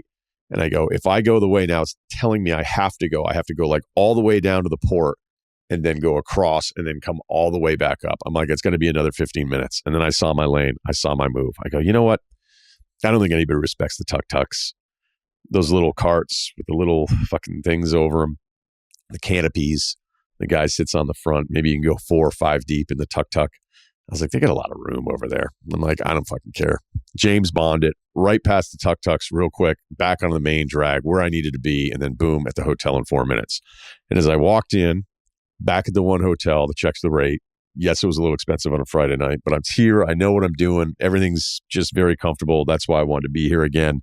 I rolled in too. My guys were fired up. You drop a couple tenors at a hotel, man. You come back, you're a fucking goddamn hero. And I mean, there were people checking into the rooms being like, who's this guy? Like, who's this guy? You heard some of these Hornet segments we've been doing. So they're like, hey, we'll get you in whatever. I was like, give me the worst possible room. I'm barely going to be here. I already don't want to spend as much money as I know that's going to cost. And the car rental guy was like, hey, I just saw you pull that move. And I was like, oh, the tuk-tuks? And he's like, yeah. And I was like, oh, yeah. And I'm like giving him his car back. I was like, yeah, sorry about that. He's like, no, it was a great move. He said it with an awesome Portuguese accent. And the guy next to him was like, that was good. Because I think you have to do that kind of shit here. So like in a very short span of time, I went from almost fucking it up to then I was like, I'm just taking over. So that's what you need sometimes in life. All right. So as soon as I get to the hotel, I could have just lay down on the bed, watched some Olympics, some of these movies. I kind of like the news, even though I can't understand it. But I was like, look, you got a few more hours here. Let's keep going. You know, do it for yourself. Do it for your people. Whatever the fuck that means. I just said that out loud. I don't even like it, but whatever. We'll just keep rolling here. Make the most of this Lisbon experience. And I am so happy that I did. As I walked down from the hotel, went right to the water. It's really probably the first clear time that I've been in Lisbon. And I'd heard about this sunset. And I've seen some sunsets. Menemsha, anyone? Manhattan Beach. I got some guys yelling outside in the terrace. It's all right. I think we'll be fine. This sunset in Lisbon is an all-timer.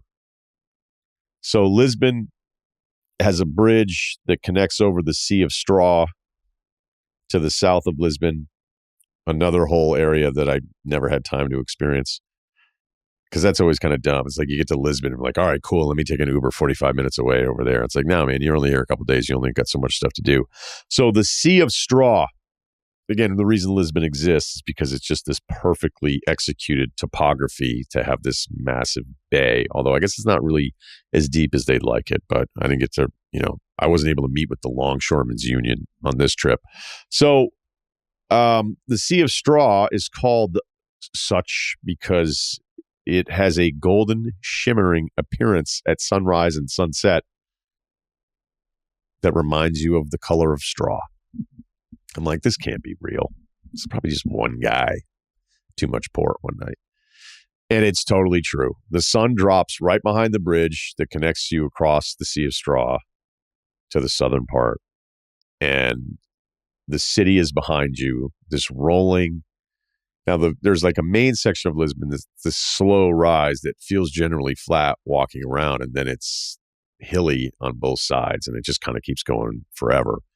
But the way this sunset hits is one of the best things I've ever fucking seen. I can't imagine what that sunset scene is like. I don't know what angle it's at in the summer in comparison to the way it hits, but the sun is going down right to the right of like where the bridge is connected to the Lisbon side. It's almost like the sun is supposed to be there if you take the most perfect picture or you were to paint it instead of like directly over and the sun is taking away at the center. It's like perfectly situated in relation to the bridge and the first support and the way the town cuts off into the water. It was unbelievable. So as I'm walking down there's this other section of Lisbon called Alfama, which I wanted to see, but I couldn't make it over there the first couple of days. Well, I could have made it the top priority, but I didn't. So I'm walking over, and for whatever reason, it just disappeared on my phone. And I looked at this part. I'd researched it a little bit. I guess there's some massive flea market that's going on. I'm not going to make it. And I go, all right, let me just keep walking. I'll just keep walking along the coast. And then when I get to where I think looks like a cool part of this neighborhood, I'll try it out. And as old as all the streets in Porto are, and as old as the places in Lisbon can be, this is now another step of going back in time. It's right beneath this Saint's Church where there's a road. You actually drive like underneath the church, which I did a little bit later. The cathedral, the castle, all this stuff. So it's this really hilly section, and it's got that cool feel to it. Maybe like if you're from Connecticut, you started going to the meatpacking district, and it probably meant it was like already 3 years too late, but you thought it was cool, and you were telling people like, this is kind of where it's at now, which meant if you were in Connecticut, you like it was already done if we were talking about it. But it's like even more so than like the north end of Boston. It's hundreds and hundreds of years older than the stuff that we're seeing in any of the Northeast cities in the States. And so the streets can barely fit one car. They're not just one-way streets. They can barely fit one car. And it's kind of this zigzagging, hairpin thing. You work your way up, and then sometimes the roads will put up a temporary barrier that closes it off at night so you can't even walk up it. So I'm walking through, and I'm trying to avoid like, all right, what place looks like it's totally full of shit and they just serve beers and people smoke cigarettes and the food is fucking garbage? Because I was thinking about going to the place right next to the hotel again, which I did write down the name for you, for those of you that care about this kind of stuff. I don't know that we'll ever max or outdo, I should say, the Vandal Mallorca experience. I just don't know that can ever be topped. But the awesome restaurant from the first big night in Lisbon was Solar dos Presentos. So I was like, you know what? I know the place. I know the menu. I know the owner. Fucking met him. I'll just go there, pig out, go to bed, the whole thing. And then once I was over to Alfama, I go, yeah, I've got to be able to find something here. Like if this is this other known place in Lisbon, this historic place that everybody's like, you have to check it out. You have to check it out. Then I should be able to find something. And as I'm working my ways up the hills and I'm thinking, you should have just gone back to the fucking room. You're tired, throw on some James Bond. You drove like him today.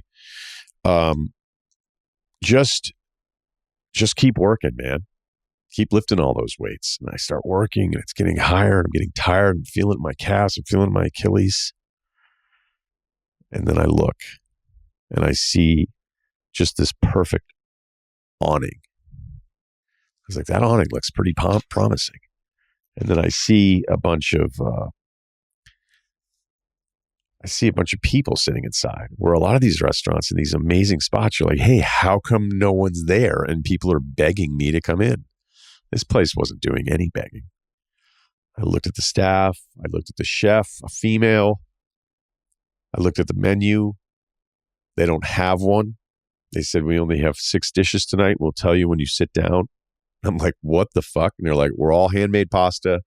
We have very limited dishes because we just want to get the ones that we make right. And I'm like, let's go. And the fact they only had 8 tables and there are people sitting at like 5 of them. and every other place was dead. And I just like the awning. I'm a sucker for a good awning. Like, these guys look like they're putting some fucking investment into what the taste is here. They're not just showing me pictures of fucking hot dog steaks and pizzas and hoping they're just going to hammer enough super box that they'll cover this month's nut. Sola Rosa, handmade pasta. They had cacio e pepe. They had a ragu with fettuccine. They had two other pastas that I didn't care about. Well, they all look good, but I was like, all right, give me the ragu. Fettuccine, ground beef, crushed tomatoes. Simple, simple, simple. The only other things they had is two different focaccias, also aka known as focaccia. Chris McGurk, Nantucket, 95. Dude, we got we can fucking do some Sam Adams and some focaccias we make fresh in house. So focaccia, they had two different kinds. I was like, give me the tomato one. But those sneaky bastards, they snuck in some anchovy ground up into the tomato paste that they put on. Focaccia should not be crispy. It should be dense and wet to the touch, almost like a great bite into a cake. I comboed the words there for a little bit. It was just perfect. It was perfect. Smashed the fettuccine, ate all of the sardine paste, tomato paste, focaccia, which normally wouldn't actually do. Had a nice little glass of Italian white wine, and finished it off with a bottle of Pellegrino just to keep the stomach bubbly. It was unbelievable. And it's those moments where you're like, some of these meals are going to suck. Some of the hotels aren't going to necessarily work out. Sometimes you're going to get stuck in traffic. Sometimes you're going to get lost. Sometimes you're going to stay at a fucking castle that was a church. It's a monastery that was a jail that also might be haunted. And it's going to be $8.90 a night because you're a fucking idiot with the way you sorted the hotel app. These things will happen to you. Or there'll be no fucking waves. And you'll go, why didn't I just go to Argentina? Why didn't I just go on a vacation? I know I didn't go back to Jamaica for I want to do it one more time as an adult who's not worried about the tab, but I also don't want to go during spring break. So that's why I didn't go there. But look, it was just perfect. Shoot back through town, get back to the hotel, and there actually is an eagle there's like an eagle guy. I don't know if you remember that SNL skit, The Falconer. There's a guy here that I don't think it's a falcon. I think it's an eagle. But when I checked in the first time around, the guy had said, yeah, you can see our eagle at the bar outside of the terrace. And I just assumed, I'm like, well, I don't know what the fuck that means. Like, I think he's speaking English, but see an eagle outside. Then I was like, is he fucking with me or whatever? No, he wasn't. That's part of the attraction at this hotel. There's an eagle guy. I don't know what his hours are. That's probably up to the eagle. So I walked by the bar and I was like, can I get a thing of ice? And the lady said, do you want 2 glasses? And I said, no, I'm sleeping alone tonight. I don't have any company. I don't need any company because I have the people of Portugal. And that's probably my favorite part of this trip is I don't normally get real talkative with people. In some places, they don't want you to be talkative with them. But there's just something about these people where there's this pride, but it's not annoying. It's specific. They fucking love this place. And whether it was, I don't know, the Uber driver one night that asked me about sports, and I said, I cover sports, and he wanted to talk about Keita on the Celtics. Keita was brought up by like 4 different Uber drivers. So he was like, hey, once we started talking basketball, and it was like, I don't know much about basketball. Or one guy was like, I didn't care about basketball until Keita started playing. The pride of Portugal. There was another guy that started talking about hockey. He goes, I like hockey more than basketball. I feel bad about that, but I love hockey because I love Pavel Bure. And I was like, what? He goes, yeah, I played with him on the video game. I'm like, wait, how old are you? And he said, I'm 40. I was like, so you played Sega 94 when you were 10, weren't you? He goes, I still play Sega 94 because I like to try to figure out a way to mix up the lines. He's like, but Pavel's just so fast. I'm like, Jesus Christ. You're speaking my 18-year-old language right now. We started talking about different lines and Gerald Duduk and getting him, taking him off of the bench if necessary. The theater guy that I met in Porto, who was like, you can buy a ticket, but let me check if there's subtitles. He had braces too. And he said, he was the guy that taught me about don't talk to people over 40 in English because it's just not going to work. But we were talking about the theater, and he was like, because I think you could still get something out of it, because I wanted to go see it, right? I wanted to be super artsy that day. But he's like, I just don't think this play is very good. I was like, okay. And he's like, I think you're really going to struggle because sometimes we have subtitles. The waitress is the tennis club that said, absolutely go to Evero. Thank you. The car rental guy that was all smiles despite me getting dangerous with his deal. The nerd at the surf shop in Nazare. And then Carlos, where I ate the pig intestine, because I just don't think he wanted to be lonely at my pig lunch. I wasn't lonely. I was stuffed with pork. So no, even though I'm taping this now at 10:14, got to get to bed. Hopefully the sinus infection goes away at some fucking point, which we battled through because we don't get sick on this podcast. We just get better. I never felt alone, despite being by myself, because I had the people of Portugal with me.